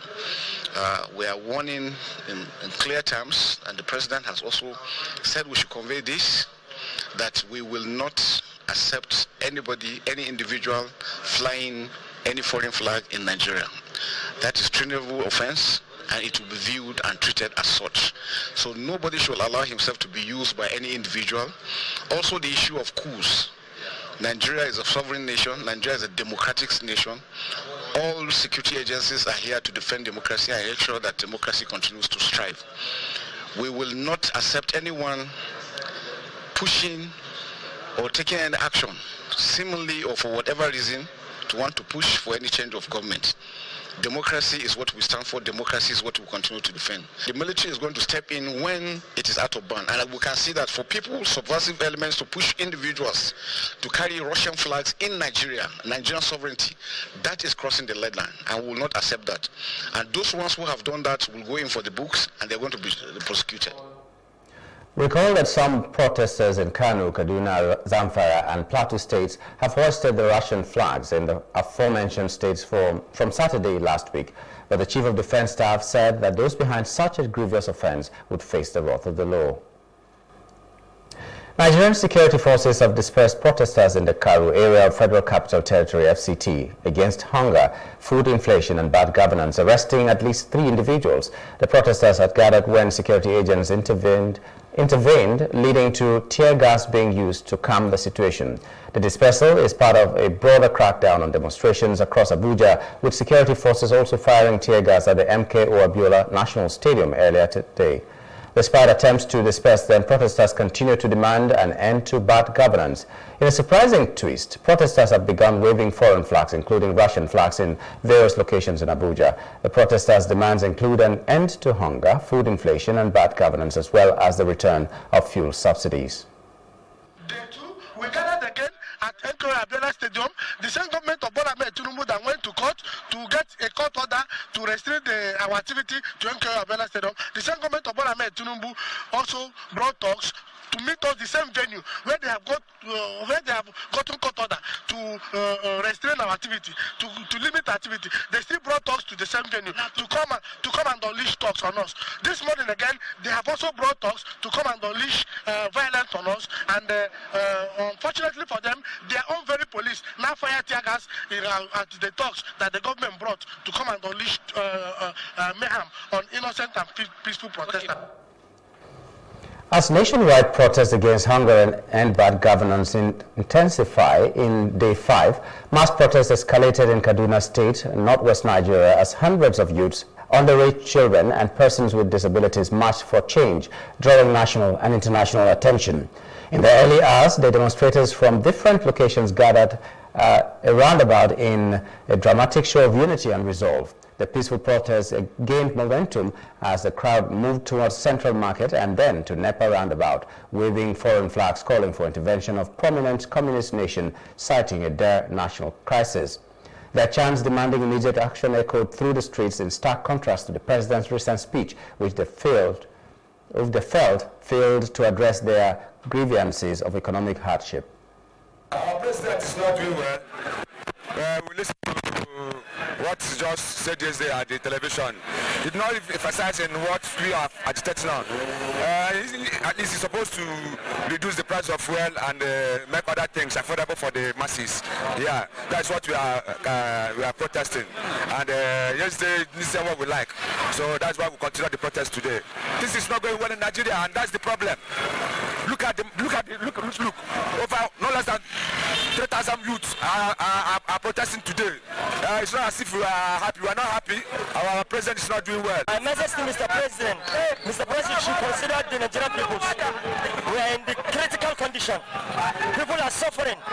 No food, fuel scarcity. Fuel have gone to the higher price. Food have gone to the higher price. President is making us to be angry.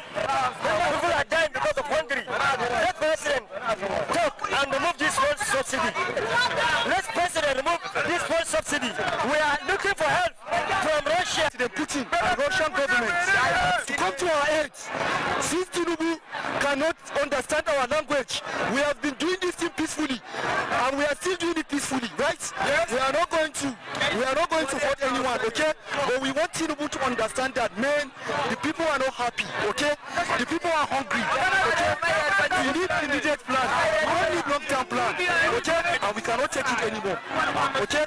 If President Tinubu cannot what? If President Tinubu cannot hit to our yearnings, we are going to continue this protest, and we are not going to stop. We are not happy. We can look at over 2 million Nigerian youths who are protesting in Kaduna. We are not happy. Our president is not doing well. The price of everything is very high. What we are protesting is let them bring the price of the commodity. Let it go down. We are not asking too much. Everybody are complaining. I have 5 kids. I cannot be able to feed them. So the youth are very complaining. As the day progressed, protests took a violent turn. Opportunistic looters broke into both public and private properties, leading to widespread looting and destruction. The streets littered with shattered glass and debris as the once peaceful demonstration descended into chaos, calling on Russia to intervene and rescue Nigeria. Security operatives swiftly dispersing the unruly elements and preventing further escalation, but the massive turnout indicating growing unrest among the populace. The underlying issues still unresolved, which is the beginning of a prolonged struggle for change. The timely action of security operatives was crucial in restoring order and averting what could have become more catastrophic situation. 24 hours curfew was imposed to maintain a law and order. The Kano state government has arrested 632 suspects accused of vandalizing public facilities and looting during the ongoing hunger protest. The protesters were arrested for destroying public assets. The governor, Sanusi Bature Dawakin Tofa, stated that the government's commitment to maintaining peace and order is non-negotiable, and those found guilty of vandalism would face the law. The Nigerian police also confirmed the arrest of protesters carrying Russian flags. Going about with the flags of any other country has no business with the Kano state government, and we are not aware of anybody who has the right to do that. And as for the number, I'm sure there are over 600 that have been apprehended. Now, the charges include theft, unlawful assembly, criminal conspiracy, mischief by fire. Despite calls by President Bola Tinubu to suspend further protests in the country, the organizers of the End Bad Governance protest in Lagos yesterday resumed peaceful demonstration. While the Lagos protesters converged on the Gani-Fayemi Freedom Park in Ojota area, those in Osun State resumed at the convergence point at Freedom Park in Osogbo. They, however, lampooned the president over his broadcast, saying the president cannot offer an olive branch while at the same time holding a dagger to the throat of Nigerians. On those demands that were said, where parasite should be reversed, you don't need a dialogue to do that. In any case, the reversal of fuel subsidy was not done through a dialogue. It was not done through a meeting. Somebody just went to Eagle Square after it was sworn in and declared it, even without setting up a cabinet. The Congress is demanding the immediate dismissal of the Inspector General of Police and all of those who have perpetrated these killings against our people. Meanwhile, normalcy is gradually returning to Lagos State after 4 days of hunger protests, with the State Governor Babajide Sanwo-Olu chairing the Executive Council meeting on Monday. The state civil servants resumed duty on Monday, while businessmen and women returned to their shops after last week's protest. At the State Secretariat at Lausa, Ikeja, government officials were seen diligently working at their duty post. Banks in the state opened to customers who came to transact business, while commercial vehicle operators commuted passengers to various destinations in the state. At the State Government House, Governor Babajide Sanwo-Olu and the Deputy Governor Bafemi Hamzat conducted the business of the state as they chaired the State Executive Council meeting. Commissioner for Information and Strategy, Gbenga Omotosho, while addressing newsmen at the Lagos House in Ikeja, affirmed that Lagos is currently peaceful and that government operations have fully resumed. Lagos peaceful, it will continue to be peaceful, because that is what Lagosians want, and that is what Lagosians are getting. Lagos, as you know, is the heart of Nigeria's business and commercial activities. Lagosians have chosen to be peaceful. They have chosen to shun anarchy. They have chosen to embrace good governance, which Mr. Babajide Sanwo-Olu, the governor, has shown dialogue that we have been having, the engagement that we have been having, that it should continue. So those 3 lines that were set up last night, I would like to announce to you that now we have received thousands of calls for people who are talking. And that means that Lagosians want to talk, they want to show understanding, they want to elect dialogue as against anarchy. The federal lawmaker representing Moba Ido Osi or Lejemeje Federal Constituency of Ekiti State, Kolawole Akinlayo, has called on youths of the country to shun protests and embrace dialogue as a way to end the ongoing protests across the country. Kolawole was reacting to the ongoing hunger protest which started on Thursday, 1st of August, across the country, where so many lives and properties have been lost so far. The federal lawmaker said this during a press briefing with journalists in Abuja on Monday. He called for patience from youths of the country for the government of President Bola Ahmed Tinubu administration. The youths that are protesting, I will visit them and advise and also beg them to please dialogue. Because if you could see that the crisis in Iran and the crisis in Russia and Ukraine, for the past almost 2 years, they'll be fighting and no solution in place. But if they come to table, I think that crisis will be resolved. So I want our youth to also consider that only branch that the president has offered them, that they should come to table for dialogue. So whatever demand they have, they can table before the government. The one the government can do immediately, they will offer it. The one they can do a long-term process, they will also let them know. So dialogue is better than protest. Because we can see what is happening now. A farm of a service senator was burned down, and that is not protest in Jigawa State. But if that is protest, that means that's personal interest or hate. That's what it is. So we advise our youth and our compatriots to please be patient with the government. The government will do the needful at the right time. Dr. Abu Kefa's governor of Taraba State held a town hall meeting with youth representatives from 16 local government areas to discuss the state development and youth betterment. The governor pledged to listen to the youths and address their concerns during the End Bad Governance protest. He stated that 80% of his plans are for the youth's benefit and emphasized tolerance for building a Taraba of everyone's dream. I want to hear from you to know what is the immediate thing, what are those things that we need to do as a government so that we can look for resources and see how we can start addressing them. We're going to do them together. I have told you all my plans. I have told you what I'm going to do, what I'm doing. I'll still repeat them after this meeting. And then I'll build in some of the things that are going to raise here so that we'll be on the same page. The youths in turn consulted the governor about their needs, including vocational and development centers, electricity, food distribution, medical facility upgrades, insecurity, technology centers, access roads, irrigation, farming, Youth Trust Fund, Taraba Youth Development Commission, agricultural grants, and science education. Your Excellency, I also wish to appreciate you that even on that day, when they came to the government house, you heed to their call and you came out to address them. Thank you very much, Your Excellency.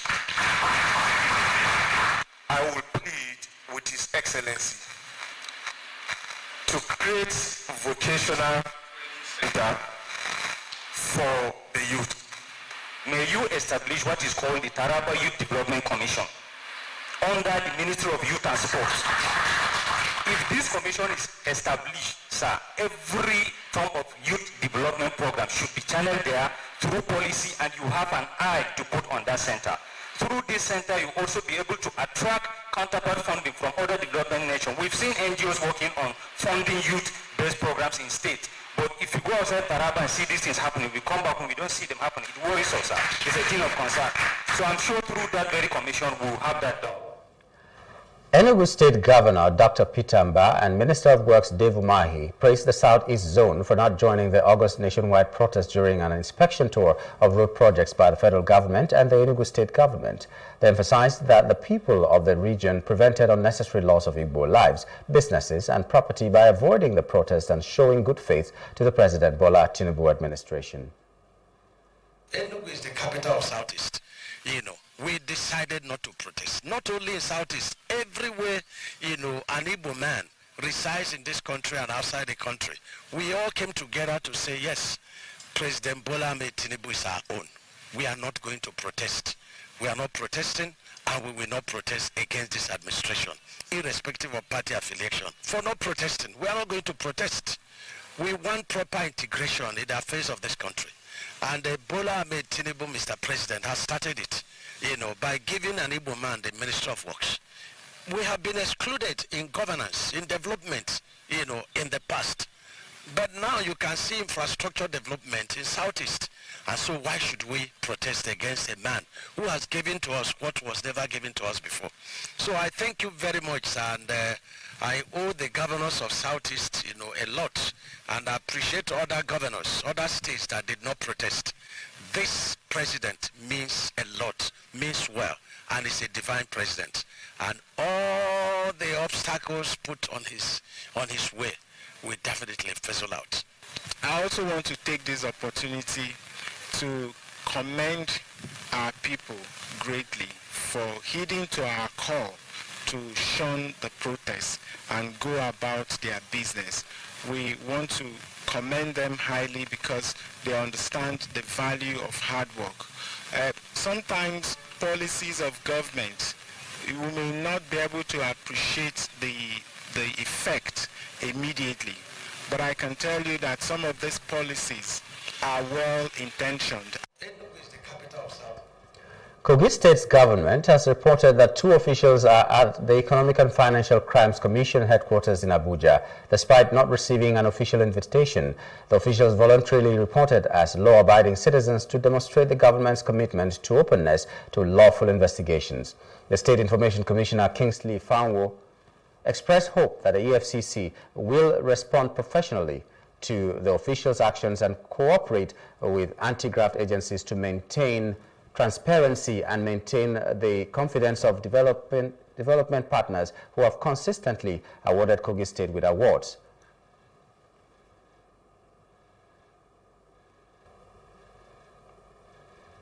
From other parts of Africa, Mali has cut diplomatic ties with Ukraine after a military official suggested that Kyiv played a role in deadly fighting near the Algerian border last month. Dozens of Malian soldiers and mercenaries from Russia's Wagner group were killed in days of clashes with Tuareg separatist rebels and Al-Qaeda fighters. Ukrainian military intelligence spokesman Andriy Yusov admitted Ukraine's involvement in the attacks, accusing Mali of violating its sovereignty. Mali's army admitted to suffering significant losses during the fighting on 25th of July. The estimated death toll for Wagner fighters ranges from 20 to 80. Wagner has acknowledged that one of its commanders was killed and a Russian helicopter was downed in fierce fighting. Outside Africa, Bangladesh's Prime Minister Sheikh Hasina resigned and fled the country after protests against government job quota system escalated into violence. Thousands stormed her residence a day after nearly 100 deaths of the unrest, or in the unrest. The departure of Hasina threatened to exacerbate instability in the country, already grappling with high unemployment, corruption, and climate change. The military chief, General Waka Uz Zaman, said he would seek the president's guidance on forming an interim government and promised to launch an investigation into the crackdown on student-led protests. The protests began peacefully, but have since become an unprecedented challenge to Hasina and her party. Students who are like our children were holding the movement. This movement came to end through the steps of the government and court. Even after this, if they have anything to say and demand, Our Prime Minister has said that her door is open. She said that she will accept any rational demand. I think they should resolve their problems through discussion. One after another dead bodies are coming. In business news, the Central Bank of Nigeria, CBN, is set to auction 216.09 billion naira of treasury bills on Thursday.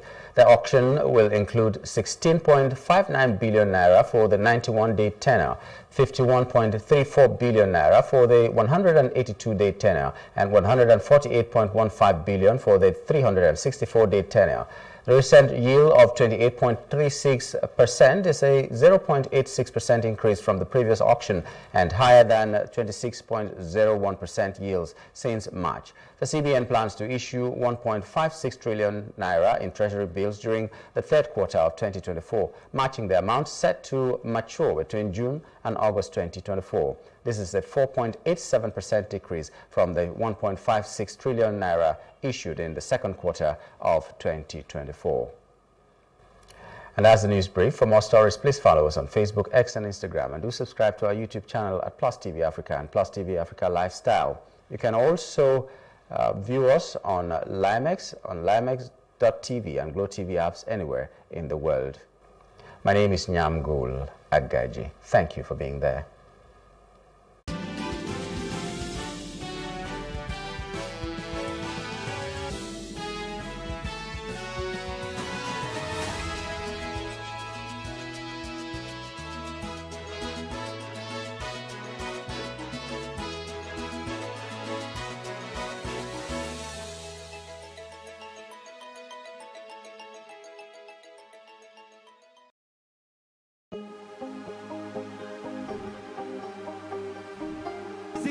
I will take you through this amazingness today.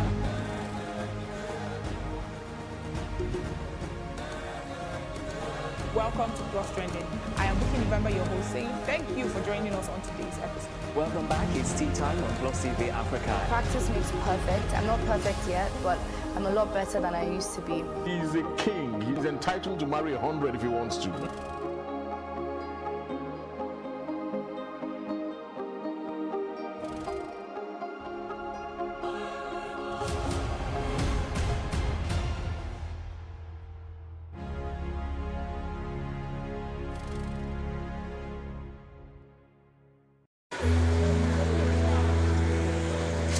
Who has the right of way? Nigerian roads come with a lot of chaos. The chaos is caused by a combination of drivers, motorcycle and tricycle riders, pedestrians and sellers who all claim the right of way. The chain of right of way holders in Nigeria is hierarchical, and car and motor drivers are at the top of the chain with pedestrians at the bottom. Car or motor drivers believe that they always have the right of way regardless, and motorcycle and tricycle riders don't even have any regard for who has the right of way. For fear of accidents and their lives, pedestrians have learned to cower. When a collision occurs, the question of who has the right of way is on the lip of all concerned as they try to figure out who is guilty. The law doesn't grant anyone the right of way, but you yield it to other road users under these circumstances. At a yield sign, to pedestrians in a crosswalk, to persons using a seeing eye guide dog, to persons using a white cane with or without a red tape, at T intersections where you must yield to vehicles on the through road, at uncontrolled intersections where vehicles are already in the intersection, when driving on an unpaved road that intersects with a paved road, when returning to the roadway after a car is parked. Pedestrians must always be yielded the right of way at intersections and crosswalks. Treat bicycles as motor vehicles. Yield to bicyclists in all situations where you would yield to a car. For example, wait for an oncoming bicycle to pass before turning left. Turn right at a red light if it's permitted and no vehicles are approaching. If you see a sign that says no right turn on red, then you must wait for the light to turn green again. Otherwise, you must turn right at a red light after yielding to oncoming traffic. Stop for pedestrians who've begun crossing the road. Once a pedestrian has begun crossing the road, they have the right of way. You should also stop for pedestrians waiting to cross at crosswalks that aren't controlled by a traffic light. Yield to oncoming traffic if you're entering a main road.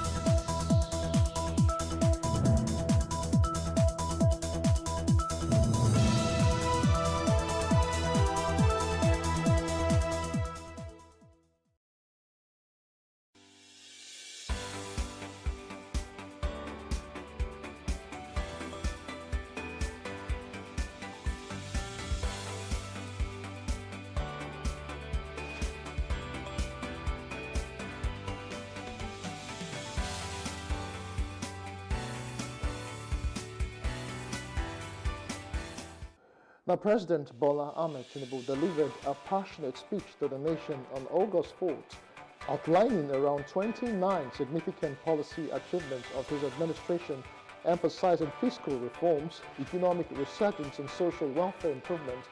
The detailed address highlighted the government's effort in various sectors to stimulate growth, reduce debt, burdens, and improve the living standards of Nigerians. While the speech did not provide specific key performance indicators tied to these policies, the President outlined numerous initiatives his administration has implemented to address Nigeria's economic challenges. Meanwhile, the federal government announced that the first batch of 50-kilogram bags of rice priced at 40,000 naira will initially be made available to the public 7th before being distributed to other regions of the country. Agriculture Minister Senator Abubakar Kyari stated that the public service has an accurate data system to ensure proper documentation and prevent abuse, similar to issues that arose during the nationwide rice distribution. Now, Kyari emphasized that this system, which includes the National Identification Number (NIN), is designed to maintain transparency and accountability, ensuring the rice reaches those who need it without mismanagement or corruption. He also mentioned that the rice bags will eventually be allocated to the state to ensure fair and equitable distribution across Nigeria. On today's show, we will critically analyze the achievements the current administration claims to have made, especially in the wake of the End Bad Governance protest and the economic impact. Welcome on board. I'm your host, Justin Akadonye.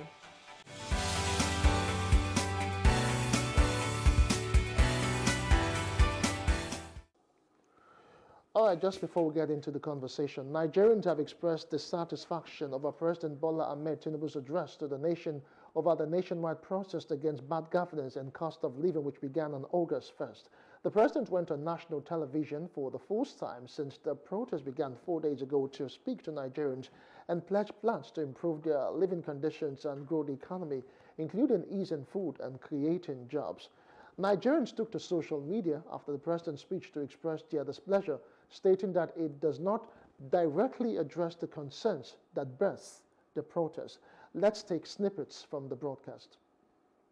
These decisions are made were necessary if we must reverse the decades of economic mismanagement that didn't serve us well. Yes, I agree, the buck stops on my table, but I can assure you that I am focused fully on delivering the governance to the people. On the physical side, aggregate government revenue has more than doubled, hitting over 9.1 trillion naira in the first half of 2024. My dear brothers and sisters, we have come this far, coming from a place where our country spent 97% of all our revenue on debt service. We have been able to reduce that to 68% in the last 13 months.